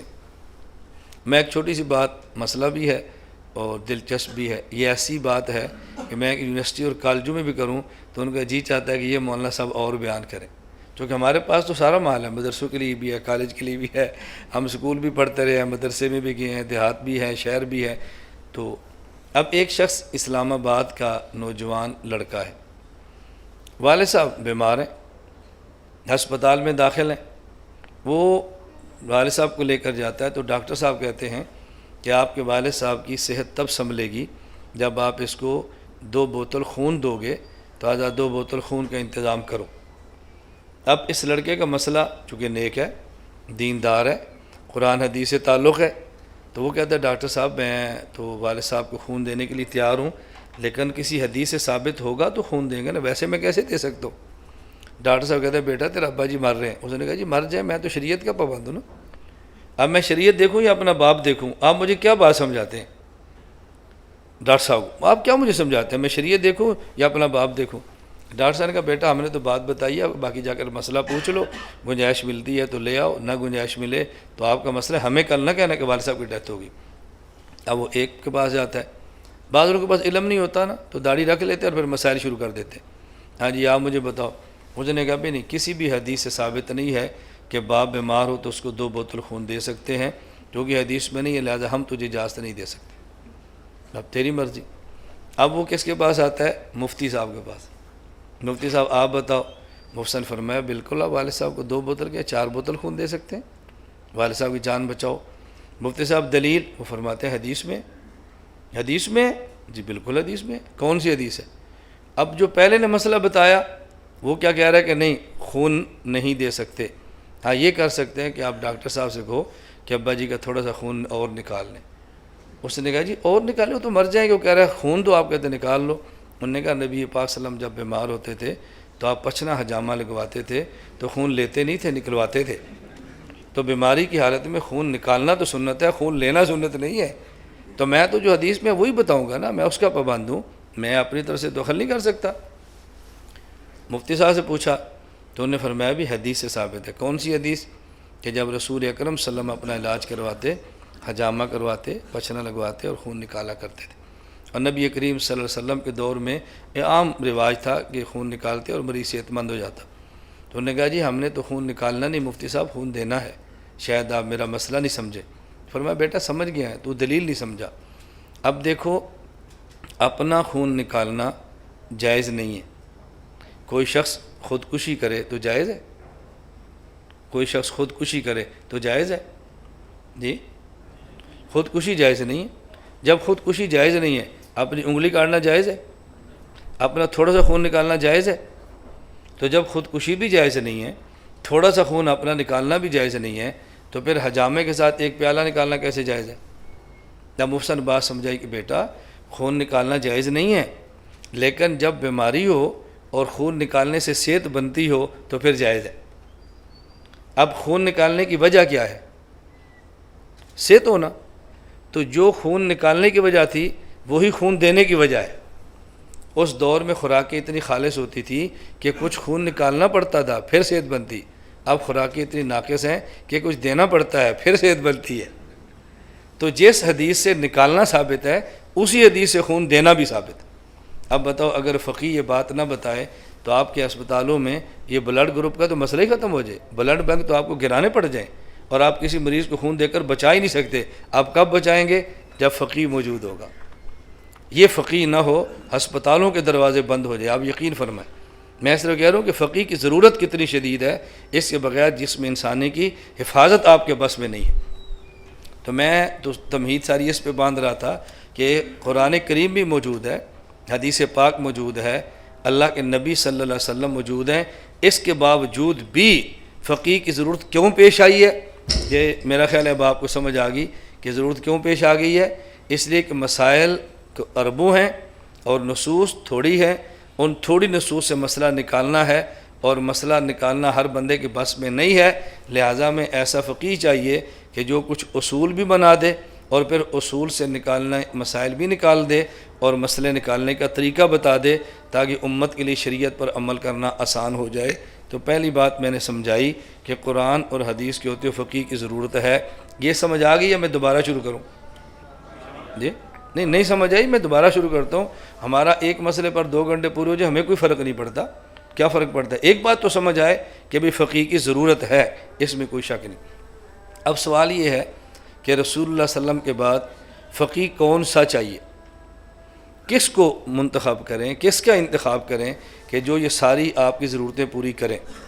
بعض لوگ یہ بات فرما دیتے ہیں کہ آپ اس کے بعد حضرت ابو بکر صدیق کی تقلید کر لو، اپنا امام مان لو، حضرت عمر بن خطاب کی تقلید کر لو، ان کو امام مان لو، حضرت عثمان بن عفان کی تقلید کرو، ان کو امام مان لو، حضرت علی بن ابی طالب کی تقلید کرو، ان کو امام مان لو، نہیں تو کسی بھی صحابی رضی اللہ عنہم تقلید کر لو، آپ اپنا ایمان بچا لو۔ سارے خلفائے راشدین، اہل بیت، صحابہ کرام، ان سب کو چھوڑ کر ایک ایسے شخص کی آپ نے تقلید کی ہے جو مکہ میں بھی نہیں، مدینہ میں نہیں، وہ کوفہ میں جا کے رہتا ہے، اور عربی میں بھی نہیں ہے، فارسی ہے، عجمی ہے، اس کی تقلید تم نے کرنی تھی۔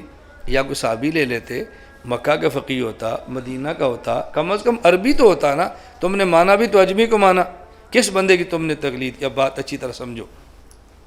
حضور اکرم صلی اللہ علیہ وسلم کے بعد حضرت ابو بکر صدیق، عمر، عثمان، علی خلفائے راشدین، اور 1,24,000 کم و بیش صحابہ کرام ہیں رضی اللہ عنہم مجمعین۔ یا ایک چھوٹا سا نقطہ ذہن نشین فرما لیں، انبیاء علیہ السلام کی تعداد 1,24,000 کم و بیش ہے، صحابہ کرام رضی اللہ عنہم مجمعین کی تعداد 1,24,000 کم و بیش۔ یہ تو آپ نے سنا ہوا ہے نا کہ 1,25,000 تعداد ہے انبیاء کی اور 1,25,000 تعداد ہے صحابہ کرام کی۔ یہ دونوں کی تعداد میں تساوی کیوں ہے؟ وہ بھی 1,25,000 اور یہ بھی 1,25,000، یہ دونوں کی تعداد 1,25,000 کیوں ہے؟ آپ یہ سنیں گے تعداد 1,25,000 ہے، یہ کیوں ہے نا، یہ آپ ہم فقیروں سے سنو گے، اور ایک مسئلے پر نہیں، آپ ہمارے نیٹ پہ آ جائیں، ہماری سروس پہ تھوڑا سا آ جائیں، ہر مسئلے پر آپ کو کیوں کیوں کیوں ملے گا۔ اور یہ کیوں کا معنی یہ لڑائی نہیں ہے، کیوں کا معنی اس مسئلے پہ دلیل ہے، تاکہ امت کو شرح صدر ہو کہ ہم یہ بات کیوں کرتے ہیں۔ اس کی بنیادی وجہ یہ ہے کہ نبی نمائندہ خدا ہے اور صحابی نمائندہ مصطفیٰ ہے۔ نبی نمائندہ خدا ہے اور صحابی نمائندہ مصطفیٰ ہے۔ اللہ کی بات اگر لینی ہو تو کس سے ملے گی؟ نبی پاک سے، اور نبی پاک کی بات لینی ہو تو کس سے ملے گی؟ صحابی سے۔ تو نبی نمائندہ خدا ہے اور صحابی نمائندہ مصطفیٰ ہے۔ اس پر میں اب دلائل نہیں دے رہا، نبی نمائندہ خدا ہے اور صحابی نمائندہ مصطفیٰ ہے، اور اس پر احادیث موجود ہیں کہ یہ لفظ اللہ کے نبی صلی اللہ علیہ وسلم نے خود فرمائے ہیں کہ نبی نمائندہ خدا اور صحابی نمائندہ مصطفیٰ، خود فرمائے اللہ کے نبی نے۔ یمن میں آپ نے حضرت معاذ کو بھیجا اور پوچھا اگر لوگ مسئلہ پیش کریں کیسے جواب دو گے؟ کہا اللہ کی کتاب سے۔ اگر نہ ملے کیسے جواب دو گے؟ آپ کی سنت سے۔ اگر نہ ملے کیسے جواب دو گے؟ کہا اجتہاد سے۔ اللہ کے نبی نے کیا فرمایا؟ الحمدللہ الذی وفق رسول رسولہ، الحمدللہ الذی وفق رسول رسولہ لما یرضی بہ رسولہ۔ اللہ کے نبی لفظ رسول 2 بار لائے ہیں۔ رسول کا نام ہوتا ہے نمائندہ۔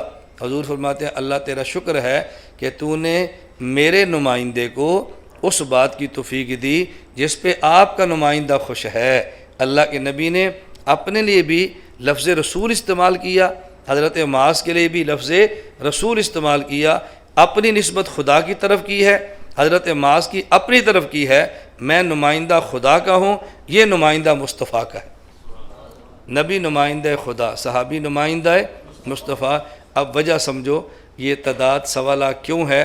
اللہ رب العزت نے اپنے پیارے حبیب حضرت محمد مصطفیٰ صلی اللہ علیہ وسلم کو یہ اعزاز بخشا ہے کہ میرا محمد یہ تیرا اعزاز ہے کہ جتنے نمائندے میرے ہیں اتنے نمائندے تیرے، تجھ پر میری نمائندگی ختم ہے، ان پر آپ کی نمائندگی ختم ہے۔ اب تیرے بعد کوئی یہ نہیں کہہ سکتا میں رسول خدا ہوں، تو ان کے بعد بھی کوئی نہیں کہہ سکتا میں رسول مصطفیٰ ہوں۔ تو نمائندے تھے نا۔ اب میں عرض کرنے لگا ہوں، صحابہ کرام میں سے ایک بھی صحابی ایسا آپ کو نہیں ملے گا کہ جس صحابی نے قرآن کریم اور احادیث سے اصول بھی نکالے ہوں، پھر اصول سے مسائل بھی نکالے ہوں، اور پھر باقاعدہ وہ لکھوائے بھی ہوں۔ ایک شخص بھی آپ کو ایسا نہیں ملے گا۔ تو ہمیں تو ایسا بندہ چاہیے کہ جو قرآن سے ضابطے بھی نکالے، احادیث سے اصول بھی نکالے، اور پھر اصول کی روشنی میں مسئلے بھی نکالے۔ ہمیں ایسا امام چاہیے نا جس کی تقلید کریں گے۔ اور کرۂ ارض میں، پوری کائنات میں صحابہ کرام کے بعد پہلا شخص امام اعظم ابو حنیفہ نعمان بن ثابت ہے، جن کے بارے میں امام حاکم، امام سیوطی تک فرماتے ہیں انہو اول من دون علم الشریعہ ورتبہ ابوابا۔ امام ابو حنیفہ پہلا وہ شخص ہے کہ جس نے قرآن و سنت سے مسائل نکال کے ابواب کے اعتبار سے ترتیب دے کے لکھوائے اور امت کو پیش کیے۔ اس کے علاوہ کوئی نام آپ کے علم میں ہے تو مجھے چٹ لکھ دیں، میں امام صاحب کی تقلید چھوڑ کے اس کی تقلید کر لوں گا۔ آپ کرو یا نہ کرو، میں کرنے کے لیے تیار ہوں۔ میں نے آپ کو پہلے مثال دی ہے، میں اپنی رائے عورت کے کہنے پہ چھوڑ دیتا ہوں، حکیم کے کہنے پہ چھوڑ دیتا ہوں، تو آپ جیسے اسلام آباد کے پڑھے لکھے افراد کے کہنے پر نہیں چھوڑوں گا۔ لیکن ہمیں سمجھاؤ تو صحیح نا، یہ تو نہ کہ تمہیں پتہ نہیں ہے، تم دیہات میں رہتے ہو، تم سمجھتے نہیں ہو۔ میں نہیں سمجھتے تو سمجھاؤ ہمیں، اور اگر ہمیں نہیں سمجھاتے پھر ہم سمجھاتے ہیں، ہماری بات کو قبول فرما لیں، اس سے کیا فرق پڑتا ہے؟ علم تو وہی اسلام آباد ہے، وہی سرگودا ہے۔ یہ تھوڑا کہ شہر میں علم کوئی اور ہوگا اور دیہات میں علم کوئی اور ہوگا۔ یہ جو اسلام آباد آباد ہوا ہے، یہ اسلام آباد میں بندے پیدا نہیں ہوئے، باہر سے آ کر آئے اور پھر اسلام آباد آباد ہو گیا، اور کوئی فرق تو نہیں پڑتا اس میں۔ میں عرض ہی کر رہا تھا، بات سمجھیں، اب سمجھ آئی۔ میں نے 2 باتیں عرض کی ہیں۔ پہلی بات کہ ہمیں قرآن حدیث کے بعد امام اور فقیہ کی ضرورت کیوں ہے، وہ سمجھ آ گئی۔ دوسری بات، پھر ضرورت ہے تو ہم نے حضرت امام اعظم ابو حنیفہ کا انتخاب کیوں کیا ہے؟ اس لیے کہ اس امت میں سب سے پہلے جس بندے نے ساری ضرورتیں پوری کی ہیں وہ کون ہے؟ حضرت امام اعظم ابو حنیفہ۔ اب لوگ کہتے ہیں جی پہلے ضرورتیں نہیں تھی، ہم نے کہا ضرورتیں تھی، بتانے والے صحابہ تھے۔ اب ضرورتیں ہیں لیکن بتانے والا کون ہے؟ میری گزارش سمجھ آ رہی ہے؟ آپ کے محلے میں ایک ڈاکٹر ہے، آپ جب بیماری ہو تو کہاں جائیں گے؟ ڈاکٹر کے پاس۔ ساتھ والے گاؤں میں ڈاکٹر نہیں ہے، اس سے اگلے گاؤں میں ڈاکٹر نہیں ہے، اور ڈاکٹر سمجھتے ہیں میں مر جاؤں گا تو میرے بعد کیا بنے گا۔ اب ڈاکٹر صاحب نے کام کیا کرتے ہیں، جو لوگ آتے ہیں مسئلہ دیں، یہ ڈاکٹر صاحب چلے گئے، اب اور ڈاکٹر صاحب آ گئے، لوگ ان سے علاج کرا رہے ہیں۔ ایک اور آ گیا، وہ جو تیسرا ڈاکٹر ہے، اس نے کہا یار پہلے بھی فوت ہو گئے، دوسرے فوت ہو گئے، فوت تو میں نے بھی ہو جانا ہے، تو میں کیوں نہ کروں ان لوگوں کے لیے بیماری کے نسخے لکھ دوں۔ بخار ہو تو یہ کھانا، سر درد ہو تو یہ کھانا، ٹائیفائڈ ہو تو یہ کھانا، پیٹ درد ہو تو یہ کھانا۔ اس نے نسخوں کی کتاب لکھ دی۔ اب ایمان سے بتاؤ، سب سے پہلا ڈاکٹر ہے بہت بڑا آدمی تھا، اس کے بعد ہے بہت بڑا آدمی تھا، یہ تیسرا رتبے میں ان سے چھوٹا ہے، لیکن آپ کتاب کس کی لوگے، تیسرے کی یا پہلے کی؟ پہلے کی کتاب ہے ہی نہیں، دوسرے کی ہے ہی نہیں، تو کس کی لیں گے؟ تو یہ تیسرا مقام ہے، ان سے بڑا ہے۔ اللہ کی قسم اربوں ابو حنیفہ مل جائیں، ادنا صحابی کے پاؤں کے خاک کے برابر بھی نہیں۔ اربوں امام حنیفہ پیدا ہو جائیں، سب سے چھوٹے صحابی کے پاؤں کی خاک کے برابر بھی نہیں ہے۔ ہم امام ابو حنیفہ کو مقام میں ان سے آگے نہیں لے کر جاتے، لیکن جو ہماری ضرورت ہے پوری ابو حنیفہ فرما رہے ہیں نا، اور یہ پوری خود نہیں کر رہے۔ کیسے پوری کی ہے؟ میں اس پر ایک چھوٹی سی مثال دیتا ہوں۔ یہ آپ نے مثال سنی ہوئی ہے، لیکن جس طرح میں سمجھاؤں گا شاید ایسے نہ سنی ہو۔ میں علماء سے بھی عرض کرتا ہوں، ہماری کتب فقہ میں یہی مثال ہے، لیکن شاید یوں نہ جسے میں عرض کرتا ہوں۔ یہ ایک روایت ہے، حضرت رسول اللہ صلی اللہ علیہ وسلم فرماتے ہیں، صحیح بخاری میں بھی ہے، فرمایا اذا وقع الذباب فی اناء احدکم، اگر تمہارا کھانے کا برتن اس میں مکھی گر جائے، فلیغمسوا کلہ، مکھی ساری اس کے اندر ڈبو دو ثم لینزعہ، پھر مکھی کو نکال لو، کیوں؟ فَإِنَّ فِي اللہ کے نے فرمایا احد جناحیہ شفا والآخر دوا، اس لیے کہ مچھی کے دو پر ہیں، مکھی کی ایک پر میں شفا ہوتی ہے، ایک میں بیماری ہوتی ہے۔ اب مکھی گری ہے تو کیا پتہ شفا والا پر گرا ہے یا بیماری والا، اس کو ڈبو اور باہر نکالو، تاکہ جیسے کھانا پہلے تھا ایسے اب رہے گا۔ آج کی زبان میں کہتے ہیں ڈبونے سے بیلنس برابر ہو گیا، اگر پہلے کھانا ٹھیک تھا تو اب بھی ٹھیک ہے، پہلے خراب تھا تو اب بھی خراب ہے۔ مچھی کے گرنے سے پانے کی بیماری اور صحت پر کوئی اثر نہیں پڑے گا۔ آپ کھانا استعمال کرنا چاہتے ہیں تو کر لے، نہیں کرنا چاہتے تو نہ کریں۔ اب سوال یہ ہے، یہ مکھی تو گری، آپ نے نکال دی اور کھانا کھا لیا، اور ہمارے ہاں ڈیروں پر مکھیوں کے ساتھ مچھر ہوتے ہیں، اور جب ہم بھینسوں کا دودھ نکالتے ہیں تو مکھیاں نہیں گرتی، اس میں مچھر گرتے ہیں، تو مچھر کی تو حدیث ہے کوئی نہیں۔ اب اگر ہم مچھر کے نکل کوئی میں نکلتا ہوں مجھے حدیث سناؤ، تو ہم کہاں سے اس کو حدیث سنائیں گے؟ وہ تو نہیں نکلے گا۔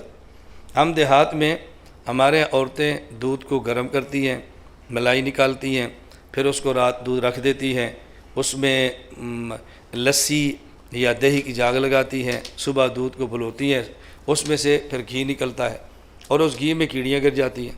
اب چونٹی گر جائے تو اس کی حدیث کوئی نہیں، اب ہم کیا کریں؟ میں ایک مثال دے رہا ہوں نا، اب صرف چیونٹی کا مسئلہ نہیں ہے، چیونٹی ہے، بھیڑ ہے، جگنو ہے، مکھی ہے، مچھر، کتنے چھوٹے چھوٹے جانور ہیں۔ اب دیکھ رہے ہیں امام صاحب نے کیا کیا، حضرت امام اعظم حنیفہ نے غور کیا کہ یہ مکھی کے بارے میں فرمایا کہ اس کو ڈبو دو اور باہر نکال لو۔ ڈبونے کی وجہ تو اللہ کے نبی نے خود بتا دی ہے، یہ ایک پر میں شفا ہے اور ایک میں وبا ہے، تو یہ مچھر میں یہ وجہ نہیں، مچھر کو نہ ڈبونا، اس کو نہیں ڈبونا۔ کیوں؟ اس میں ایک پر میں شفا ایک میں وبا، یہ نہیں ہے۔ چیونٹی گرے تو اس کو اندر نہ ڈبونا، نہیں اس کو اندر ڈبونا ہے، مکھی کو جو ڈبویا نا، اس میں ایک ٹانگ میں وبا ایک میں شفا، یہ مسئلہ نہیں ہے۔ یہ مکھی کو ڈبونے کی وجہ اللہ کے نبی نے فرما دی نا، اب وجہ امام حنیفہ سے نہیں پوچھیں کہ کیوں ڈبونی ہے، کیوں؟ جو بات اللہ کے نبی فرما دیں اس پر امام سے ہم کیوں پوچھیں؟ کیوں پوچھیں گے امام صاحب سے؟ اب اگلا مسئلہ تھا، اس کے گرنے کے باوجود کھانا کھانا جائز ہے، اس کی وجہ رسول اللہ صلی اللہ علیہ وسلم نے نہیں بتائی، اب ہمیں ضرورت ہے کہ اس کی وجہ پوچھے کہ کیوں کھا سکتے ہیں۔ اب حضرت امام صاحب دیکھ رہے ہیں کیا فرماتے ہیں۔ حضرت امام اعظم حنیفہ فرماتے ہیں اس مکھی کی رگوں میں گردش کرنے والا خون موجود نہیں ہے۔ جب کسی کی رگیں ہوں اور رگوں میں گردش کرنے والا خون موجود ہو، اگر اس کو پاک کرنا ہو تو ذبح کرتے ہیں تاکہ وہ رگوں والا خون نکل جائے اور یہ پاک ہو جائے۔ نہ اس کی رگیں ہیں نہ رگوں میں اس کا کوئی خون ہے، اب اس کو ذبح کر کے پاک کرنے کی ضرورت نہیں ہے۔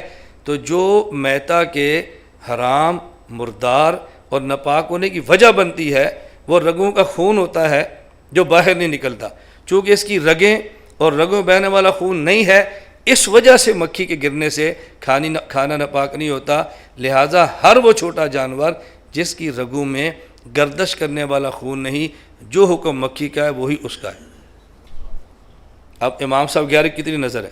اب آپ حیوانیات کی کتاب اٹھا لیں یا حیوانات چھوٹے پرندے دیکھ لیں، اللہ کے نبی نے ایک جملہ فرمایا، امام صاحب نے اس ایک جملے سے ہزاروں مسئلے نکال دیے۔ یہ فقیہ کا کام ہے۔ تو میں نے کہا نمبر ایک، فقیہ کی ضرورت کیوں ہے؟ نمبر دو، حضرت امام صاحب کو ہم کیوں مانتے ہیں، اس پر میں بات کر رہا تھا۔ اب امام ابو حنیفہ رحمۃ اللہ علیہ مکہ مکرمہ میں اور مدینہ منورہ میں پیدا نہیں ہوئے، پیدا کہاں پہ ہوئے؟ کوفہ میں۔ اب یہ ذہن ذرا صاف کریں کہ ایسا امام جو نہ مکہ میں ہے نہ مدینہ میں ہے، پیدا کوفہ میں ہو رہا ہے، تو مکہ اور مدینہ والا امام آپ کو پسند نہیں ہے، آپ کو کوفہ والا پسند کیوں ہے؟ ہمیں مکہ والے بھی پسند ہیں، مدینہ والے بھی پسند ہیں، مکہ بھی ہمارا ایمان ہے، مدینہ بھی ہمارا ایمان ہے۔ دیکھنا یہ ہے کہ ہماری ضرورت کس امام نے پوری کی ہے، وہ امام پیدا ہوا کوفہ میں، اور میں اگلی بات کہنے لگا ہوں، اس امام کو پیدا بھی کوفہ میں ہونا چاہیے تھا۔ یہ بڑی اہم بات ہے، یہ شاید آپ کو کسی کتاب میں ملے۔ امام صاحب پیدا کہاں ہوئے؟ کوفہ۔ تو میں کیا کہہ رہا ہوں، پیدا بھی کہاں ہونا چاہیے تھا؟ صحابہ کرام کے بعد، خلفاء کے بعد پہلے امام کو پیدا ہی کوفہ میں ہونا چاہیے تھا۔ اس کی وجہ یہ، دنیا میں ایک ضابطہ چلتا ہے، ایک بڑا پھر چھوٹا پھر چھوٹا۔ بڑا آدمی جہاں سے کام چھوڑ کے جاتا ہے، چھوٹا آدمی وہاں سے کام شروع کرتا ہے۔ میں بیان کر رہا ہوں، اگر کسی وجہ سے میں بیان کو چھوڑ جاؤں اور میں کسی اپنے شاگرد سے کہہ دوں بھی میرے بات بیان تو پورا کر، تو وہ ادھر بیٹھے گا یا ادھر ہی بیٹھے گا؟ نہیں، ادھر بیٹھ کے کرے گا یا یہاں بیٹھ کے کرے گا؟ یہاں کیوں بیٹھے گا؟ جہاں میں بیان کر رہا تھا آپ سن رہے تھے، سسٹم بنا ہوا ہے، وہ وہیں سے بات شروع کر دے گا۔ تو جہاں سے کوئی بڑا کام چھوڑ کے جائے چھوٹا وہاں سے کام شروع کرتا ہے۔ رسول اللہ صلی اللہ علیہ وسلم کائنات میں سب سے بڑے ہیں، اور آپ گئے مکہ سے نہیں ہیں، گئے مدینہ منورہ سے۔ حضور کے بعد ابو بکر صدیق سب سے بڑے ہیں، اللہ کے نبی سے چھوٹے ہیں۔ تو جہاں سے حضور گئے، حضرت ابو بکر نے صدیق نے پھر مکہ سے کام شروع کیا یا مدینہ منورہ سے؟ کیوں؟ اللہ کے نبی جو مدینہ منورہ سے گئے، صدیق اکبر رضی اللہ تعالیٰ عنہ مدینہ منورہ سے گئے ہیں، تو حضرت عمر نے کام مدینہ منورہ سے شروع کیا۔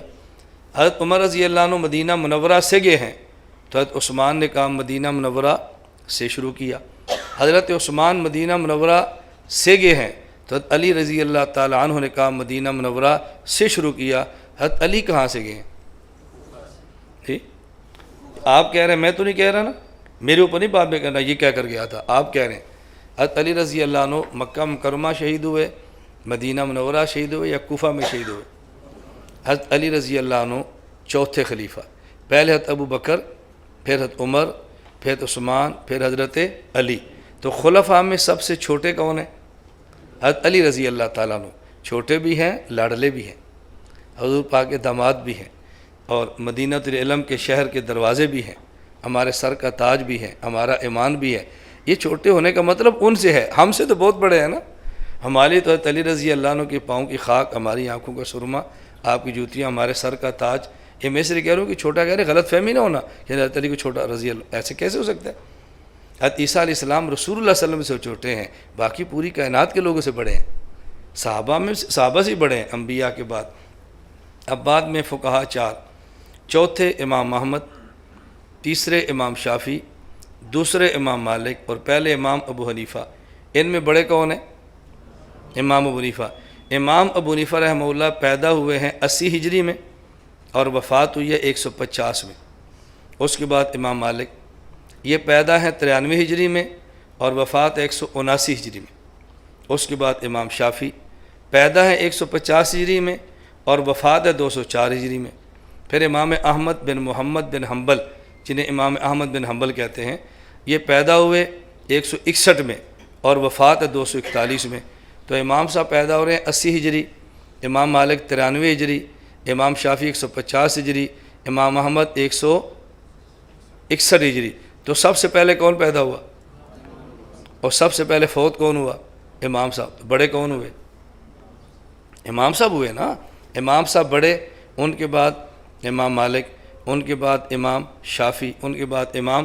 اب بات سمجھیں، وہاں بڑے حضرت ابو بکر صدیق، پھر حضرت عمر، پھر عثمان، پھر حضرت علی، اور ادھر سب سے چھوٹے حضرت امام احمد، ان سے بڑے امام شافعی، ان سے بڑے امام مالک، ان سے بڑے امام ابو حنیفہ۔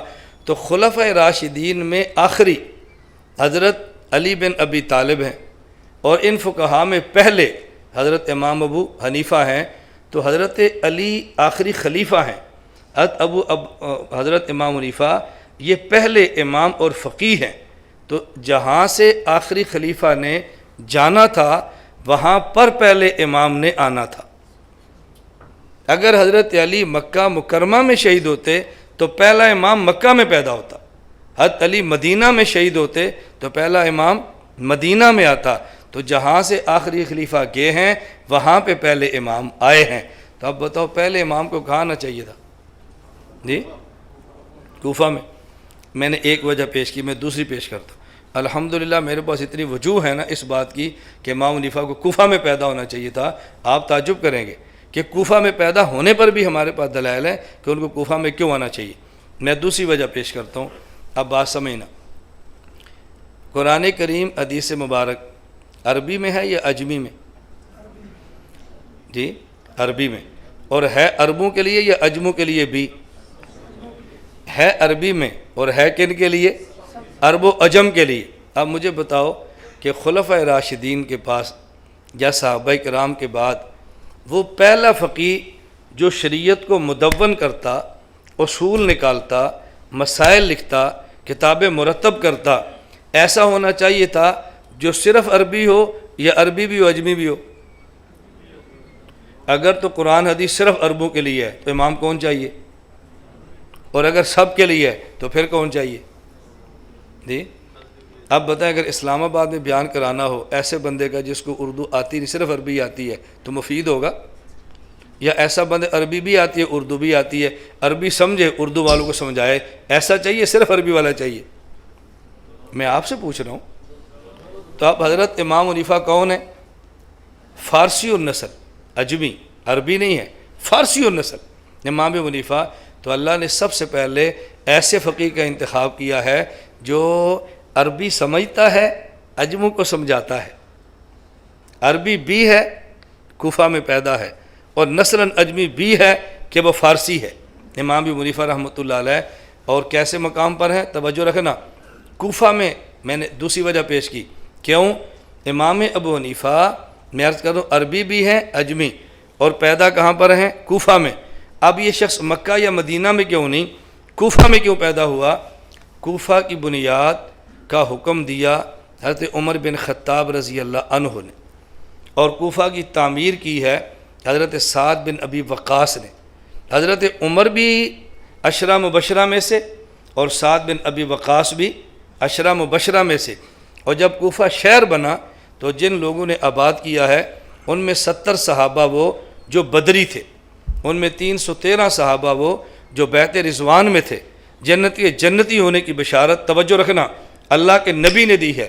اور حضرت عمر نے کوفہ تعمیر کس مقام پہ کرایا؟ ادھر عجم ہے ادھر عرب ہے، حضرت عمر چاہتے تھے عرب و عجم کے سنگم پر ایک ایسا شہر آباد کرا دوں کہ جو یونیورسٹی بھی ہو، عرب سے پڑھیں عجم کو سکھائیں، اور وہاں چھونی بھی ہو، ہماری فور عجم کے فتنوں سے عرب کی حفاظت کرے۔ تو اس کے لیے کوفہ کو تعمیر کرایا۔ یہ تاریخ اسلام کی عرب و عجم کے سنگم پر پہلی یونیورسٹی بھی ہے اور یہ پہلی چھونی بھی ہے۔ حضرت عمر نے 2 بندوں کا انتخاب کیا، حضرت عبداللہ بن مسعود کو فرمایا آج کی زبان میں اس یونیورسٹی کے وائس چانسلر تم ہو۔ کس کو بنایا؟ اس یونیورسٹی کے وائس چانسلر تم ہو۔ اور آپ کو حیرانی ہوگی حضرت عبداللہ بن مسعود کا حضرت عمر نے انتخاب کیوں کیا ہے؟ حضرت عمر کا انتخاب ہے، کیوں کیا ہے؟ اللہ کے نبی فرماتے ہیں ان اللہ جعل الحق علی لسان عمر وقلبہ، عمر بولتے بھی ٹھیک ہیں، عمر سوچتے بھی ٹھیک ہیں۔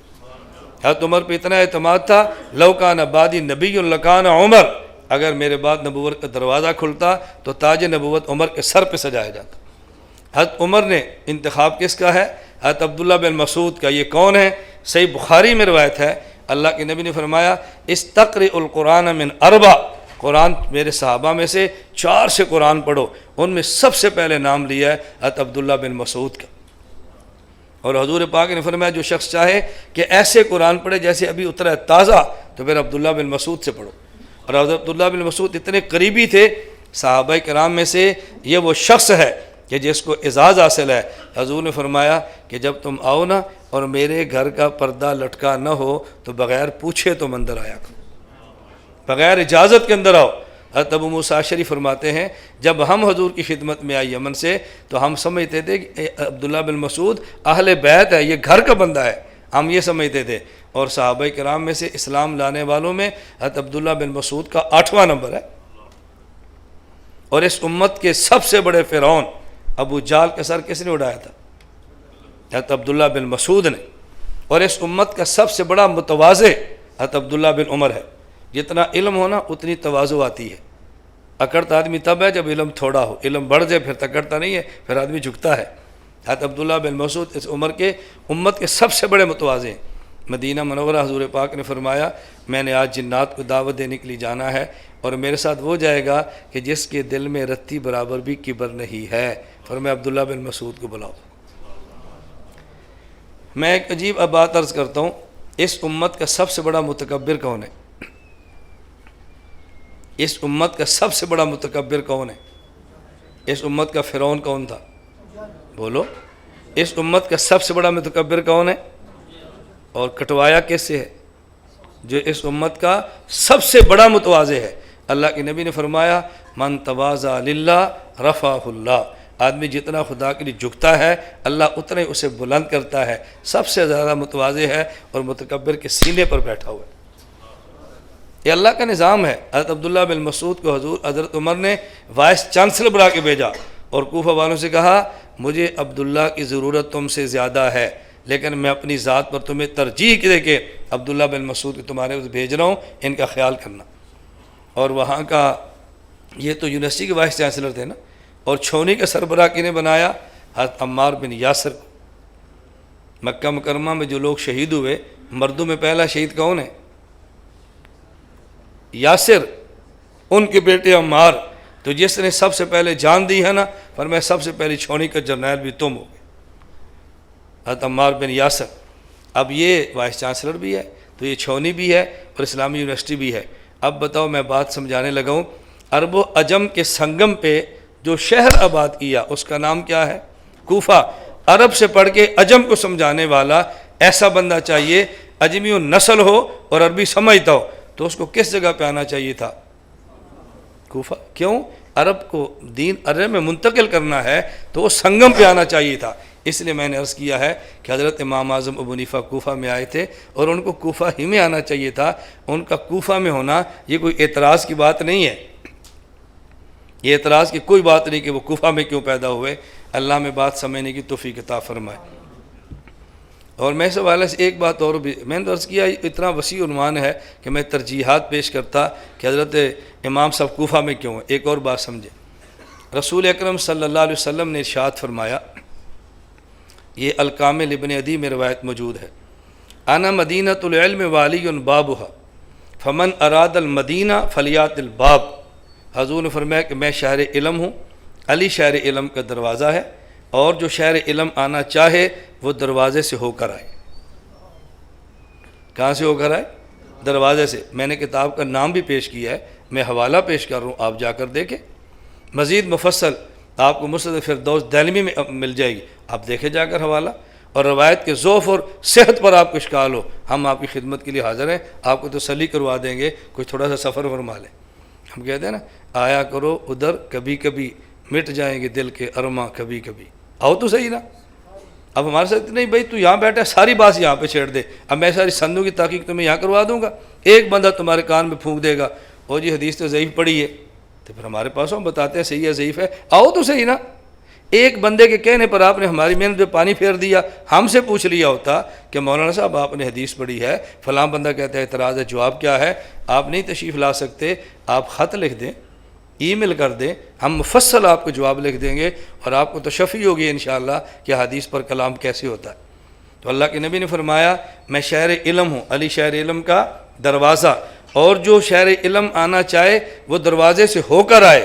شہر علم مدینہ میں تھا اور شہر علم کا دروازہ کوفہ میں تھا. اور امام ابو حنیفہ کہاں پر ہیں؟ کوفہ میں. مجھ سے ایک ساتھی کہنے لگا آپ مدینہ وایا کوفہ کیوں جاتے ہو؟ میں نے کہ اس لیے اللہ کے نبی نے فرمایا انا مدینۃ العلم والی بابھا، میں شہر علم ہوں، علی شہر علم کا دروازہ ہے. فمن اراد المدینہ فلیات الباب، جو شہر علم آنا چاہے دروازے سے ہو کر آئے. ہم اس لیے وایا کوفہ جاتے ہیں کہ شہر علم مدینہ میں ہے اور اس کا دروازہ کوفہ میں ہے. وایا کوفہ جانا یہ نبوت کی تعلیمات کا حصہ ہے صلی اللہ علیہ وسلم. حضور پاک فرما رہے ہیں. اور میری بات پر تو آپ کو شاید کچھ اشکال پیدا ہو جائیں، اگر امام بخاری پیش کر دو پھر تو اشکال نہیں ہوگا نا. امام بخاری کی بات تو مان لیں گے نا. امت کا ایک مزاج بنا ہوا ہے نا جی. امام بخاری کیا فرماتے ہیں؟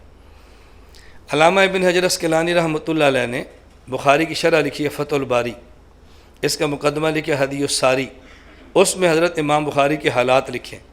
اب امام بخاری اپنی زندگی بتا رہے ہیں اور ان کا جملہ ابن حجر اسقلانی نقل فرما. جملہ کیا ہے؟ حضرت امام بخاری فرماتے ہیں کہ میں نے کہاں کہاں پڑھا ہے. مجھ سے کوئی بندہ پوچھے کہ مولانا صاحب آپ نے کہاں سے پڑھا ہے، کہاں ختم کیا، تو میں بتاؤں گا نا. امام بخاری فرما رہے ہیں میں نے کہاں کہاں پڑھا ہے. اب امام بخاری نے اپنے اسفار بتائے، میں بصرہ گیا ہوں، میں جزیرہ گیا ہوں، میں شام گیا ہوں. جب حجاز، مکہ مکرمہ اور مدینہ منورہ اور کوفہ کی باری آئی ہے تو آپ امام بخاری کے جملہ سنیں. امام بخاری فرماتے ہیں اقمت بالحجاز ستۃ اعوام لا احصی کم دخلت الی کوفہ. اقمت بالحجاز ستت عوام ولا احصی کم دخلت الی کوفہ، میں حجاز میں 6 سال تک ٹھہرا ہوں اور کوفہ کتنی بار گیا ہوں مجھے یاد ہی نہیں، کوفہ کتنی بار گیا ہوں مجھے یاد ہی نہیں ہے۔ میں اس کی بڑی آسان سی مثال دیتا ہوں، آپ کسی طالب علم کو پکڑ لو، وہ مدرسے کا ہو یا اسکول کا ہو، اس سے پوچھو کہ بیٹا اس اسکول میں تو کتنے سال تک پڑھا ہے، وہ کہے گا جی 10 سال تک، میٹرک جو کیا ہے۔ اس اسکول کا جو دروازہ ہے یہاں سے تو کتنی بار گزرا ہے، وہ کہے گا انکل یاد نہیں ہے۔ کیوں؟ یہ جو پڑھا ہے اس کی منزل ہے، اور جہاں سے گزرا ہے وہ دروازہ ہے۔ بندے کو منزل کا قیام یاد ہوتا ہے، دروازے سے گزرنا مجھے نہیں یاد ہوتا۔ تو امام بخاری فرماتے ہیں مکہ اور مدینہ میری منزل ہے، وہاں تو 6 سال تک ڈارا ہوں، اور کوفہ جو کہ دروازہ ہے مجھے یاد ہی نہیں میں کتنی بار گیا ہوں۔ لا احصی کم دخلت الی کوفہ، تو کوفہ کو شہر علم کا دروازہ صرف ہم نے نہیں مانا، حضرت امام بخاری نے مانا۔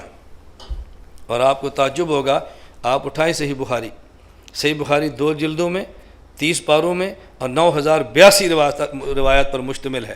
اس میں شواہد، متابع، معلقات، مرفوع، موقوف سب جمع کریں تو 9082 روایات۔ حضرت امام بخاری رحمۃ اللہ علیہ کی صحیح بخاری کی سب سے جو آخری حدیث ہے، امام بخاری رحمہ اللہ فرماتے ہیں بابی قال حدثنا احمد بن اشکاب قال حدثنا محمد بن فضیل عن عمارۃ بن القعقاع عن ابی زرع عن ابی ہریرہ قال قال رسول اللہ صلی اللہ علیہ وسلم۔ توجہ رکھنا، بابی قال حدثنا احمد بن اشکاب کوفی قال حدثنا محمد بن فضیل کوفی عن عمارۃ بن القعقاع کوفی عن ابی زرع کوفی عن ابی ہریرہ مدنی۔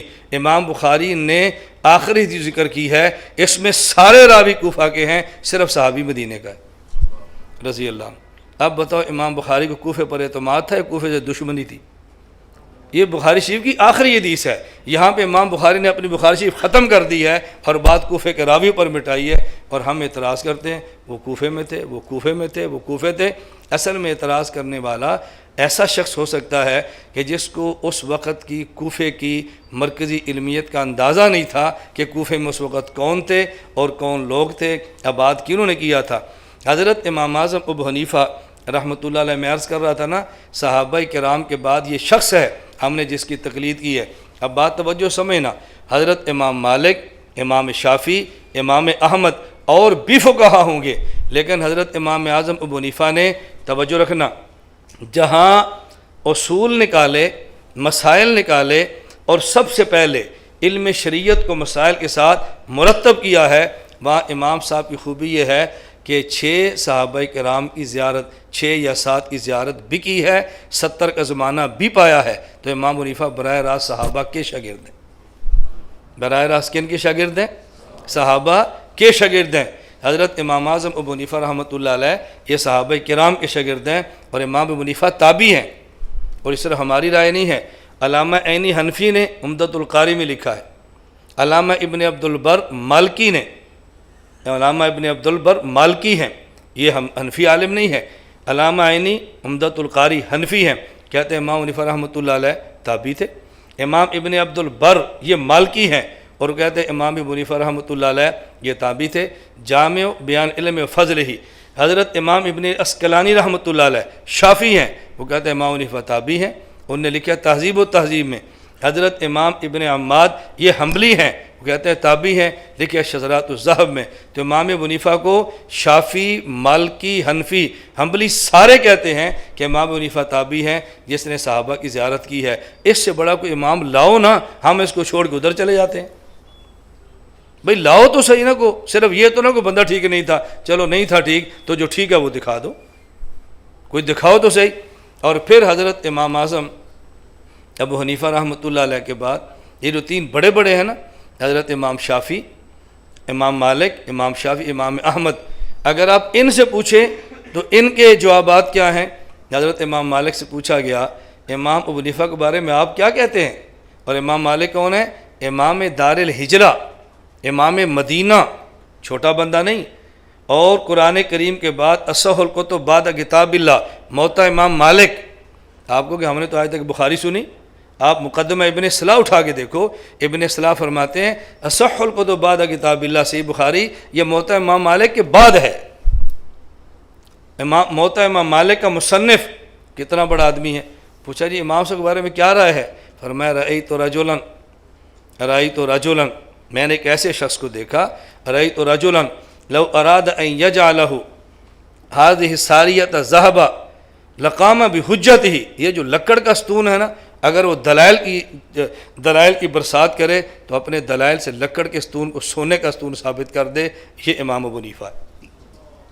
حضرت امام شافعی آپ ان کے بارے میں کیا فرماتے ہیں؟ اب امام شافعی کا جملہ سنو. فرمایا میں نے کیا فرمانا ہے؟ من اراد ان یعرف الفقہ فلیلزم ابا حنیفہ واصحابہ فإن الناس عیال فی الفقہ. اگر تم نے دین کی سمجھ حاصل کرنی ہے ابو حنیفہ اور اس کے شاگردوں کو پکڑ لو، اس لیے کہ دین سمجھانے میں باقی بیٹے ہیں اور وہ باپ ہے. امام احمد آپ کیا فرماتے ہیں؟ انہوں نے فرمایا سبحان اللہ. اب امام احمد یہاں سبحان اللہ ہوا فی العلم والزہد والورع بمحل لا یدرکہ احد. ابو حنیفہ تقوی علم کے اس مقام پر تھا، وہاں تک وہ پہنچے ہی نہیں ہے، تو میں نے ان کے بارے میں کیا کہنا ہے؟ اب بتائیں اتنا بڑا آدمی ہے. تو میں نے آپ کی خدمت میں دو باتیں پہلے عرض کی ہیں. نمبر ایک، قرآن حدیث کے بعد فقیہ کی ضرورت ہے یا نہیں؟ بولیے بھائی. نہیں ہے تو میں نے پہلے آپ سے کہا تھا اب آپ کھانا دیکھتے ہیں، میں نے تو بیان سمجھانا ہے اپنا. یہ تو ہمارے لیے ہے، اس کو آپ بھی کھائیں گے ہم بھی کھائیں گے، یہ تو برکت کی چیز ہے. دوسری بات میں نے عرض کی ہے کہ حضرت امام ابو حنیفہ رحمۃ اللہ علیہ کو ہم کیوں فالو کرتے ہیں، باقی ائمہ کی بجائے حضرت امام صاحب رحمۃ اللہ علیہ کو ترجیح کیوں دیتے ہیں؟ میں اس پر آپ کو ایک دلچسپ سا واقعہ عرض کرتا ہوں. میں سندھ خیرپور میرس کی مرکزی جامع مسجد میں گیا بیان کے لیے. جب جمعہ میں نے پڑھایا تو جمعے کے بعد جیسے لوگ ملتے ہیں سوالات کرتے ہیں. ایک سندھی نوجوان تھا، تو مجھ سے اس نے مسئلہ پوچھا کہ مولانا صاحب یہ فرمائیں کہ تقلید کرنا واجب ہے، ضروری ہے؟ میں نے کہا ضروری ہے. تو مجھے کہتے ہیں تقلید نہیں کریں گے تو پھر؟ میں نے کہا بھی گناہ ہوگا، شریعت سمجھ نہیں آئے گی. تو مجھے کہنے لگا آپ کس امام کے مقلد ہیں؟ میں نے کہا امام اعظم ابو حنیفہ نعمان بن ثابت رحمہ اللہ. تو پھر مجھ سے کہنے لگا اچھا یہ امام صاحب کس کے مقلد تھے؟ میں نے کہا کسی کے بھی نہیں. تو پھر یہ تو گناہ گار ہوئے، مجرم ہوئے، تو آپ ایک گناہ گار بندے کی تقلید کیسے کرتے ہیں؟ دیکھو بڑا سوال ہے یہ، کیسے کرتے ہیں؟ تقلید واجب ہے؟ میں نے کہا جی ہاں. نہ کرے تو گناہ ہے؟ میں نے کہا جی ہاں. جس امام کے مقلد وہ کس کے مقلد تھے؟ کسی کے نہیں. وہ گناہ گار تھے؟ میں نے کہا بالکل نہیں. تو ان کے لیے ضابطہ اور ہے، ہمارے لیے اور ہے. میں نے کہا دو مسئلے میں آپ سے پوچھتا ہوں. مجھ سے میں نے کہا آپ سے وہ پوچھتے ہیں جو آپ کو آتے ہیں، ہم چھیڑ چھاڑ نہیں کرتے، شرارتیں نہیں کرتے. جو آتے ہیں وہ پوچھیں گے، جو نہیں آتے وہ نہیں پوچھیں گے. میرے کہتا جی بتائیں. میں نے کہا یہ بتائیں ہر انسان پر کسی نبی کا کلمہ پڑھنا فرض ہے؟ میرے کہتے بالکل. میں نے کہا اگر کوئی شخص کلمہ نہ پڑھے تو پھر یہ مسلمان ہی نہیں ہے. میں نے پوچھا حضور اکرم صلی اللہ علیہ وسلم نے کس نبی کا کلمہ پڑھا تھا؟ کہتا جی کسی کا بھی نہیں. وہ تو میں نے کہا کیوں؟ کہتا ہے وہ خود نبی تھے. جب خود نبی ہیں پھر کسی کا کلمہ کیوں پڑھیں؟ میں نے کہا اچھا دوسرا مسئلہ مجھے بتائیں کہ باجماعت نماز ضروری ہے؟ کہنے لگا جی ہاں. اگر نماز جماعت نہ پڑھیں تو؟ کہا جی گناہ ہوتا ہے. میں نے کہا باجماعت نماز کسے کہتے ہیں؟ کہا جی کچھ لوگ امام کے پیچھے کھڑے ہو کے نماز پڑھیں کہ باجماعت ہے. میں نے کہا آپ باجماعت پڑھتے ہو؟ میں نے کہا جی ہاں. تو میں نے کہا آپ کا امام کس کے پیچھے ہوتا ہے؟ کہتا ہے کسی کے پیچھے بھی نہیں. میں نے کہا وہ تو پھر بے جماعت پڑھتا ہے نا. آپ باجماعت پڑھتے ہو، وہ بے جماعت پڑھتا ہے. تم نیک ہو، تمہارا امام گناہ گار ہے، تو گناہ گار امام کے پیچھے آپ کی نماز کیسی ہوگی؟ مجھے کہتا ہے مولانا صاحب وہ کسی امام کے پیچھے کیوں کھڑا ہوگا، وہ تو خود امام ہے. تو میں نے کہا بس دو مسئلے آپ نے بتا دیے، تیسرا ہم بتا دیتے ہیں. حضور پاک صلی اللہ علیہ وسلم کسی نبی کا کلمہ نہیں پڑھتے، خود نبی ہیں. امام کے سے پیچھے کھڑا ہو کے نماز نہیں پڑھتا، خود امام ہے. حضرت ابو حنیفہ کسی کی تقلید نہیں کرتے کہ خود مجتہد ہیں. جب خود مجتہد ہیں پھر وہ تقلید کیوں کریں گے؟ پھر مجھے کہنے لگا امام تو بہت ہیں، امام مالک، امام شافعی، امام احمد، امام سفیان، امام اوزاعی، امام ظفر، امام یوسف، امام محمد، کتنے امام ہیں. آپ نے سب اماموں کو چھوڑ کر امام ابو حنیفہ رحمۃ اللہ علیہ کی تقلید کیوں کی ہے؟ میں نے کہا یہاں خیرپور میرس میں ایک ہی مسجد ہے جہاں میں نے جمعہ پڑھایا یا اور بھی ہیں؟ کہا جی اور بھی ہیں. تو میں نے کسی اور مسجد میں جمعہ پڑھا کرو، تم یہاں کیوں آتے ہیں؟ مجھے کہتا ہے جی باقی مسجدیں چھوٹی ہیں اور یہ بڑی ہے. میں نے کہا باقی امام چھوٹے ہیں اور یہ بڑے ہیں. مجھے کہتا ہے مولانا صاحب آپ دلیل نہیں دے رہے، مثالیں دے رہے ہیں. میں نے کہا بھی قرآنی طرز ہے، اللہ دلیل بھی دیتے ہیں اور پھر بندے کو سمجھانے کے لیے مثال بھی دیتے ہیں. جب مخاطب اہل علم ہو تو دلیل لیتے ہیں، اور جب آپ جیسے گنڈیریاں بیچنے والے ہو پھر مثال دیتے ہیں۔ میں نے کہا بیٹا ہم تو دلیل اور مثال دونوں دیتے ہیں، لیکن سوال ہے کہ دلیل کس کو دیں اور مثال کس کو دیں، یہ بات ہے نا۔ مجھ سے لوگ کبھی فون پہ کہتے ہیں مولانا صاحب مسئلہ، آپ کل ایک ساتھی نے مسئلہ پوچھا کس کتاب میں ہے، میں نے کہا المستدرک علی الصحیحین میں، مجھے لکھ کے بھیجو۔ میں نے کہا لکھ کے بھیجو گے، تو نے کہا اعراب لگاؤ، میں اعراب تو نے ترجمہ کرو۔ بھئی تیرے بس میں نہیں ہے نا، مسئلہ بتا دیا بس کافی ہے۔ اگر بہت شوق ہے ہمارے پاس آپ تشریف لے آؤ، میں کتاب کھول کے ہجے کرا کر تجھے سمجھا دوں گا بھئی یہ حدیث پاک۔ میرے کہنے کا مقصد یہ ہے اللہ میں بات سمجھنے کی اور سمجھانے کی توفیق عطا فرمائے۔ کھانا لگ گیا؟ جب لگ جائے تو بتا دیں ہمیں۔ نہیں، میں نے آپ سے عرض کیا تھا کہ ہمارا آپ سے وعدہ ہے، ہم نے 10 بجے آپ کو بالکل فارغ کرنا ہے، کھانا کھا کر آپ بیٹھنا، جو اس کے بعد آپ کی مرضی ہے، جانا چاہے آپ کی مرضی ہے۔ میں تو 10 بجے کے بعد تھوڑی دیر یہاں بیٹھوں گا، کوئی بات پوچھنا چاہتا ہے، کوئی ملنا چاہتا ہے، ہماری عادت ہے ہم کھلی کھلی بات کرتے ہیں، ہم مصافحہ کرنا چاہتے ہیں بڑے شوق سے کریں۔ میں ترغیب دے رہا ضرور کریں بھئی ہم پیر صاحب ہیں، کرنا چاہیں تو شوق سے کریں۔ مجھے ایک ساتھی نے کہا جس ساتھی کی خواہش ہے کہ مولانا صاحب مصافحہ کریں، میں نے کہا ان سے زیادہ میری خواہش ہے کہ مصافحہ کریں۔ مجھے کہتے ہیں کیوں؟ میں نے کہا حدیث پاک میں جب 2 مسلمان ملتے ہیں مصافحہ کرتے ہیں تو ان کے گناہ ختم ہو جاتے ہیں۔ ان میں سے ایک ختم ہوں گے نا، یہ 100 بندہ ہے، میرے 100 بار ختم ہوں گے۔ میں نے کہا میری بھی خواہش ہے مصافحہ ہو، میں کیوں نہیں چاہوں گا ہو؟ تو میں نے کہا وقت نہ ہو تو الگ بات، میں صرف عرض کر رہا ہوں کہ ہم اس کا پورا وقت اس لیے دیتے ہیں، کوئی بندہ بات پوچھنا چاہے، کوئی مسئلہ پوچھنا چاہے، اس کے ذہن میں ہو بھئی یہ کوئی دوڑنے والی بات نہیں ہے، مسئلہ سمجھانے والی ہے۔ میں اپنی بات اب سمیٹتے ہوئے عرض کرتا ہوں، میں نے آپ کی خدمت میں آج کی مجلس میں کتنی باتیں عرض کی ہیں؟ 2۔ نمبر 1، قرآن کریم اور حدیث کے باوجود بھی امام اور فقیہ کی ضرورت ہے، یہ بات تو سمجھ آ گئی۔ نمبر 2، پھر فقہاء میں سے ہم نے حضرت امام اعظم ابو حنیفہ رحمۃ اللہ علیہ کو ترجیح کیوں دی ہے؟ اس کا معنی ہرگز یہ نہیں ہے کہ ہم باقی ائمہ کو والعیاذ باللہ گمراہ کہتے ہیں۔ اس کا معنی ہرگز یہ نہیں ہے کہ جو امام حنیفہ کی تقلید نہ کرے ہم ان کو کافر کہتے ہیں۔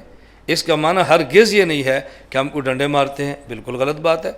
جس امام کی ہم تقلید کرتے ہیں اس کا بیان کرنا ہمارا حق ہے، اپنے بڑوں کے تذکرے کرنا یہ ہمارا حق ہے، اپنے بڑوں کے کارنامے بیان کرنا یہ ہمارا حق ہے، اور اپنے بڑوں سے یہ نسبتیں جوڑنا یہ ہمارا حق ہے۔ تو یہ بنیادی مقصد ہے۔ میں نے صرف 2 باتیں عرض کی ہیں، باتیں تو بہت ساری اور بھی کرنے والی ہیں۔ ایک اب یہ بات بڑے اختصار سمجھ لیں، یہ بھی سمجھ لیا قرآن حدیث کے باوجود فقیہ کی ضرورت کیوں ہے، یہ بھی سمجھ لیا کہ امام اعظم ابو حنیفہ رحمۃ اللہ علیہ کے ہم مقلد کیوں ہیں۔ بس ایک لفظ کا معنی یاد رکھ لیں کہ فقہ کسے کہتے ہیں، کیونکہ بس اوقات اعتراض ہوتا ہے جب قرآن بھی ہے حدیث بھی ہے، اب فقہ کو آپ نے کیا کرنا ہے؟ فقہ کسے کہتے ہیں؟ قرآن کریم، حدیث پاک، اجماع امت اور قیاس شرعی، ان سے ثابت شدہ مسائل کا نام فقہ ہے۔ ترجمہ یاد رکھ لیں، قرآن کریم، حدیث پاک، اجماع امت اور قیاس شرعی سے ثابت شدہ مسئلے کا نام فقہ ہے۔ فقہ قرآن کے خلاف نہیں ہے، حدیث کے خلاف نہیں ہے، اجماع امت کے خلاف نہیں، ہاں ان سے ہے، ان کے خلاف ہرگز نہیں ہے۔ بس اوقات امام صاحب پر بھی الزامات لگتے ہیں مسائل قرآن حدیث کے خلاف ہیں، کبھی ہمیں بھی لوگ کہتے ہیں مسائل قرآن حدیث کے خلاف ہیں۔ میں اس پر ایک چھوٹا سا واقعہ پیش کرتا ہوں بات ختم کرتے ہوئے۔ حضرت امام اعظم ابو حنیفہ رحمۃ اللہ علیہ مدینہ منورہ تشریف لائے اور ملاقات کی امام باقر سے، اور امام صاحب نے ان کو سلام کیا۔ حضرت امام باقر سے امام اعظم ابو حنیفہ نے عرض کیا کہ حضرت مجھے لگتا ہے کہ کچھ آپ مجھ سے نالاں ہیں، اور یا امام باقر نے خود فرمایا کہ ابو حنیفہ مجھے تمہارے بارے میں شکایت ملی ہے کہ تم حضور اکرم صلی اللہ علیہ وسلم کی احادیث کے مقابلے میں اپنا قیاس، اپنی عقلیں لڑاتے ہو، یہ تم نے کیا شروع کر رکھا ہے؟ حضرت امام اعظم ابو حنیفہ نے فرمایا، عرض کیا حضرت میں آپ سے 1-2 بات پوچھتا ہوں۔ فرمایا ہاں پوچھو۔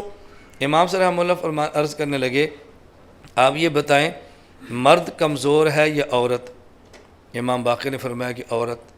امام صلی اللہ علیہ وسلم نے فرمایا جب باپ فوت ہو جائے تو بیٹی کو حصہ دگنا ہے یا بیٹے کو؟ فرمایا بیٹے کو۔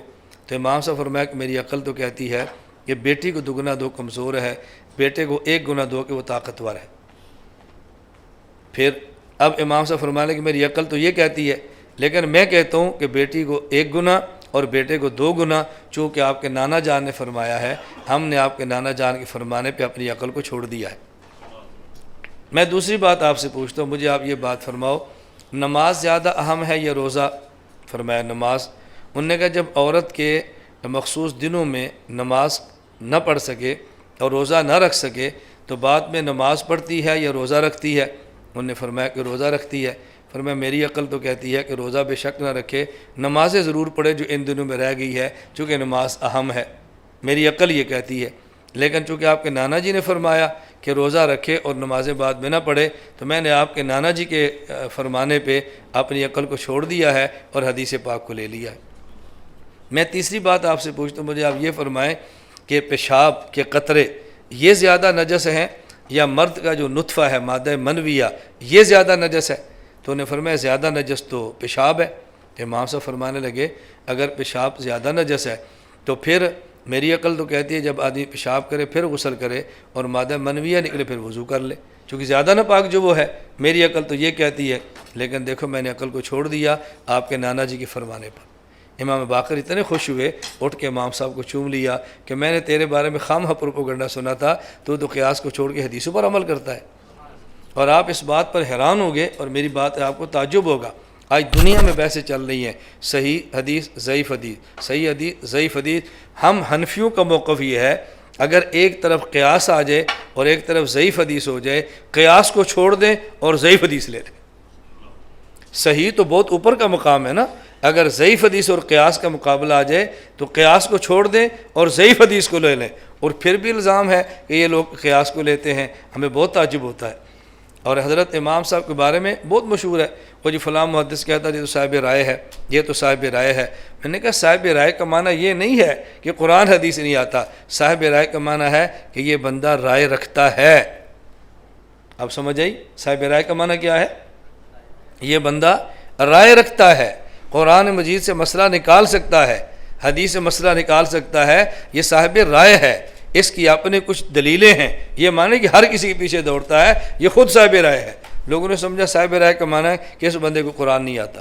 اللہ مجھے اور آپ سب کو اپنے اکابر کی، اپنے مشائخ کی قدر کرنے کی توفیق عطا فرمائے۔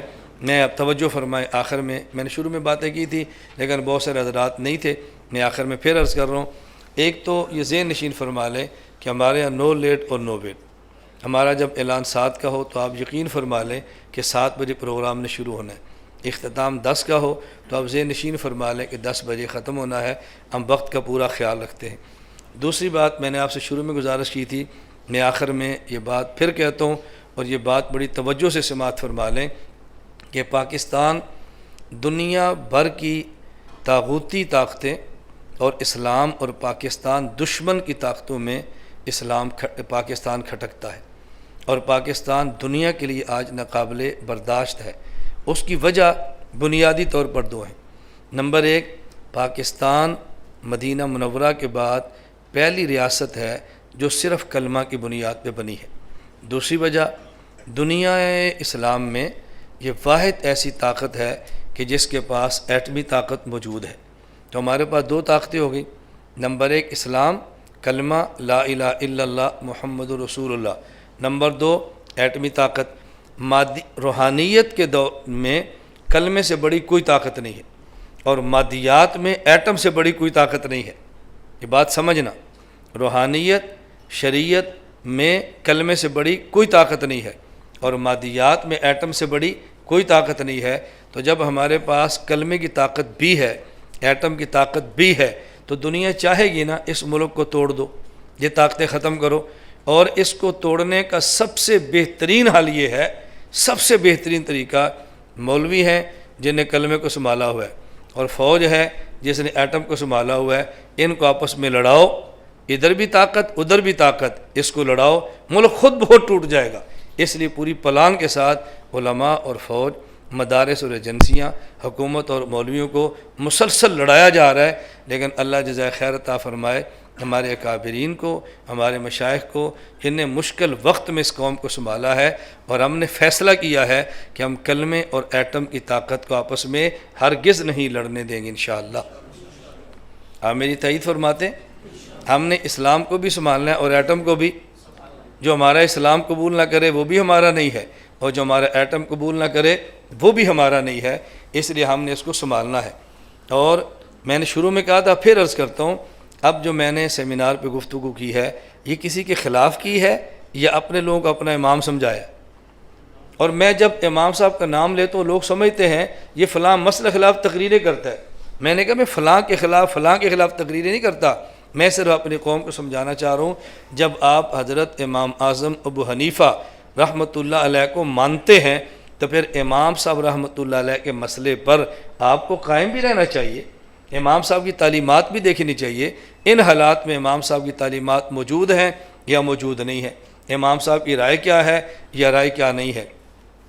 میں ایک بات عرض کرتا ہوں اور یہ سمجھ کے عرض کرتا ہوں کہ بعض لوگ میری اس بات پر یقیناً نالا ہوں گے، یہ میں سمجھ کر بات کہہ رہا ہوں کہ بعض نالا ہوں گے. جن دنوں میں ہمارے ہاں اسلام آباد میں ایک بہت بڑا مسئلہ چلا تھا جامع حفصہ اور لال مسجد کا، اور ٹکر بہت شدید تھی، اس میں کیا رائے تھی سب کو پتہ ہے. میں ان دنوں میں مسلسل خاموش تھا. مجھے بہت سارے حضرات کہتے ہیں کہ تو بولتا کیوں نہیں ہے، نہ ان کی تائید کرتا ہے نہ ان کی تائید کرتا ہے، نہ تو ادھر بولتا ہے نہ تو ادھر بولتا ہے، تو گنگا شیطان کیوں بنا ہوا ہے، ہر موقع پر تو بات کرتا ہے یا کیوں چپ ہے. اور اس دنوں میں بات کیا چل رہی تھی، دو موقف ہمارے سامنے آ رہے تھے. بعض کہتے تھے کہ لال مسجد والوں نے حضرت حسین کا کردار ادا کیا اور پرویز مشرف اور دیگر نے یزید کا کردار ادا کیا. یہ مسلسل باتیں چل رہی تھیں. مجھے ساتھی کہتے ہیں تو رائے کیا دیتا ہے؟ میں نے کہا میں دوں گا تو آپ ناراض ہو جائیں گے. مجھے کہتے ہیں کیوں؟ میں نے کہا جب حضرت حسین رضی اللہ تعالیٰ عنہ اور یزید والا مارکہ ہوا اس وقت دو رائے نہیں تھی، تین رائے تھیں. آپ نے دو پہ نظر رکھی، ہم چونکہ حنفی ہیں ہم تینوں رائے سمجھتے. کہتے وہ کون سی؟ میں نے کہا ایک یزید، ایک حضرت حسین اور ایک جمہور صحابہ. نہیں سمجھ آئی؟ کتنی رائے تھی؟ ایک یزید اور دوسرے حضرت حسین اور تیسرے. تو میں نے کہا جمہور صحابہ کی بات ہی آپ نہیں کر رہے. وہ جو جمہور صحابہ کرام رضی اللہ عنہم مجمعین تھے تو آپ ان کے بارے میں کیا ذہن رکھیں گے؟ وہ بہادر نہیں تھے، دین سمجھتے نہیں تھے. حضرت حسین کی آپ ان کے بارے میں کیا رائے رکھیں گے؟ میں نے کہا ہم وہ تیسری رائے رکھ رہے ہیں جمہور صحابہ کرام والی. میں نے کہا ہم اس رائے پر قائم ہیں. حضرت حسین سے پیار بھی کرتے تھے اور اس وقت انہوں نے اس ملک میں لڑائی شروع بھی نہیں کی تھی اور انہوں نے مدینہ، کوفہ، شام کو بچا لیا تھا. اگر حضرت حسین رضی اللہ تعالیٰ سے محبت کی بنیاد پہ ساری تلواریں نکل آتی تو اسلام کا حلیہ بدل جاتا. میں نے کہا میں عرض کر رہا ہوں کہ میری بات سے آپ، میں سمجھ تو بات ناراض ہوں گے لیکن اپنی رائے تو کھل کے بیان کرنی چاہیے. ہماری رائے جمہور صحابہ والی ہے اور اللہ کے نبی پاک کا ارشاد ہے کہ جب ایک مسئلے پر تم اختلاف دیکھو فعلیکم بالسواد الاعظم، اگر ایک طرف دو بندے ہوں وہ بھی حق پر ہوں تو 98 ہوں وہ بھی حق پر ہوں تو پھر ان دو کی بجائے 98 کا ساتھ دینا، اس سے امت صحیح راستے پر چلے گی اور امت انتشار سے بچ جائے گی. اگر یہ نہیں ہوگا کل میں رائے کھڑی کروں گا، میری نہیں مانیں گے میں فتویٰ دے دوں گا. نہیں ہوگا کل ایک اور اٹھیں گے یہ رائے دیں گے، ان کی نہیں مانو گے تو وہ فتویٰ دے دیں گے. تو آپ ملک کو خانہ جنگی کی طرف لے جائیں گے نا، ملک کو خانہ جنگ آپ دھکیل دیں گے تو نتیجہ کیا ہوگا؟ قتل و غارت، فرقہ واریت، مذہبی دہشت گردی، ملک کے ٹکڑے ہو جائیں گے. اور جب ملک نہیں ہوگا تو پھر مسجد کہاں پہ ہوگی؟ ملک نہیں ہوگا تو مدرسہ کہاں پہ ہوگا؟ ملک نہیں ہوگا تو امام صاحب کے نام پہ سیمینار کہاں ہوں گے؟ اس لیے ہم کہتے ہیں اسلام کی حفاظت بھی ضروری ہے اور پاکستان کی حفاظت بھی ضروری ہے. حالات جیسے بدترین بھی ہو جائے نا، شدید سے شدید تر قربانی دے لینا لیکن ملک کو توڑنے کی کوشش نہ کرنا. میں اس پر بہت ساری باتیں کہہ سکتا ہوں. آج ہمارا سیمینار کس نام پر ہے؟ جی امام ابو حنیفہ رحمۃ اللہ علیہ. مجھے آپ بتاؤ جن کا علم ہے، نالج ہے، پڑھا ہے، میں ان سے پوچھتا ہوں، اور جن کا اس پر نالج نہیں ان کی خدمت میں عرض کرتا ہوں. حضرت امام اعظم ابو حنیفہ کو خلیفہ وقت نے کوڑے مروائے، یاد ہے؟ اور پھر امام صاحب کو جیل میں ڈالا اور پھر امام صاحب کو زہر دلوایا. اب میرا آپ سے سوال یہ ہے کہ جب امام صاحب کو کوڑے مارے جا رہے تھے، زہر دلوایا جا رہا تھا، تو امام صاحب نے اس وقت کی خلافت کو بچایا تھا یا خروج کا اعلان کر کے توڑ دیا تھا؟ جی بچاؤ. تو اس کا معنی یہ نہیں ہے کہ تھوڑے سے مشکل حالات پیش آ جائیں تو ہم توڑنا شروع کر دیں. مشکل حالات میرے اوپر آئے نا، مجھے تھوڑا سا برداشت کرنا چاہیے کہ میرے لڑنے سے مزید بہت سارے نقصانات ہوں گے، اور اگر میں برداشت کر جاؤں گا تو میرے ماننے والے صرف اسلام آباد میں نہیں ہیں، پوری دنیا میں ہیں. وہ سمجھ جائیں گے جب مولانا صاحب لڑنے کے لیے تیار نہیں ہے تو ہم کیوں لڑیں؟ جو نظر بندی کاٹ رہا ہے وہ تو نہیں لڑ رہا، جس کے خلاف پرچہ ہے وہ تو نہیں لڑ رہا، جس کو گھسیٹ رہے ہیں وہ تو نہیں لڑ رہا، پھر ہم کیوں لڑنا شروع کریں؟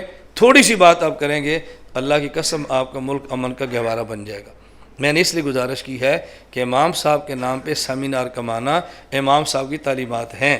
حضرت امام صاحب نے مار بھی کھائی ہے، جیل بھی کاٹی ہے، اور زہر دے کر ان کو شہید کیا گیا، یہ سارا کچھ برداشت کیا ہے، لیکن امام صاحب نے مسلمان کی تلوار کو مسلمان کے خلاف نکلنے نہیں دیا۔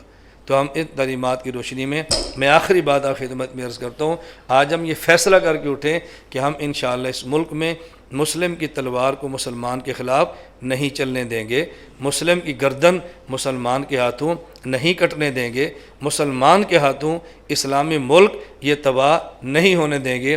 مسئلہ موجودہ حکمران کا نہیں ہے، مسئلہ موجودہ ملک کا ہے۔ میری گزارش سمجھ آ رہی؟ جب میں حمایت کرتا ہوں تو بعض لوگ سمجھتے ہیں کہ پتہ نہیں مولانا صاحب کہیں سے فیس ملی ہے، فلاں کی حمایت کر رہے ہیں۔ میں نے پورے بیان میں کسی حکومت کی تائید کی ہے؟ میں تو حکومت کی تائید تردید کی بات ہی نہیں کر رہا، میں تو ملک کی بات کر رہا ہوں کہ اس ملک کی سلامتی کے لیے ہمیں جتنی بڑی قربانی دینی پڑی ہم دیں گے، لیکن ملک کی سالمیت کو داؤ پر نہیں لگنے دیں گے انشاءاللہ۔ آپ اس کا عزم فرماتے ہیں؟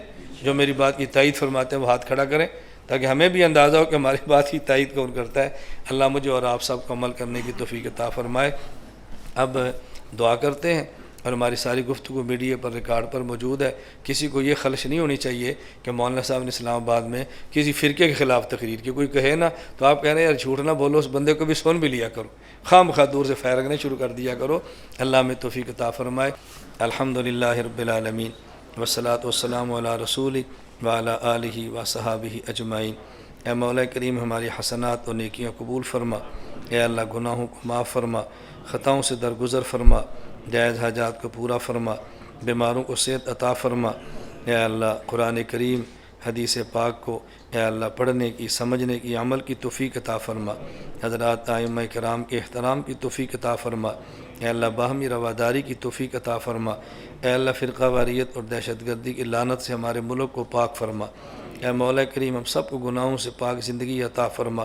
اے مولا کریم اپنے کرم سے اس ملک کی حفاظت فرما، اسلام کی حفاظت فرما۔ یا اللہ جو لوگ ہمارے ملک کے بدخواہ ہیں ان کو ہدایت عطا فرما، اگر ان کے مقدر میں ہدایت نہیں اپنے کرم سے چن چن کے ختم فرما دے۔ اے مولا کریم ہماری ہم سب کی حفاظت فرما، حرمین کی حفاظت فرما۔ اے اللہ حرمین کی حفاظت فرما، اے اللہ حرمین کی حفاظت فرما۔ ہم سب کو حرمین کے تقدس کے لیے اپنا سب کچھ قربان کرنے کی توفیق عطا فرما۔ اے مولا کریم جو حضرات تشریف لائے ہیں ان تمام کا آنا قبول فرما۔ ان میں کتنے احباب ہیں جو دعا کے لیے کہنا چاہتے ہوں گے، اے اللہ ان کے دلوں کی جائز خواہشات کو پورا فرما دے۔ اے اللہ اپنے کرم سے سب کی حفاظت فرما دے۔ اے اللہ حفاظت فرما دے، مدارس کی، مساجد کی، اسکولوں کی، کالجوں کی، سب کی حفاظت فرما۔ اے اللہ علماء کی، عوام کی، سب کی حفاظت فرما۔ اے اللہ جو خیریں تیرے حبیب صلی اللہ علیہ وسلم نے مانگی ہیں ہمیں بھی عطا فرما، جن شرور سے پناہ مانگی ہے ہمیں محفوظ فرما۔ وانت المستعان ولا حول ولا قوت الا باللہ العلی العظیم۔ وصلی اللہ تعالی علی رسول خیر خلقہ محمد وآلہ وصحابہ اجمعین برحمتک یا ارحم الراحمین۔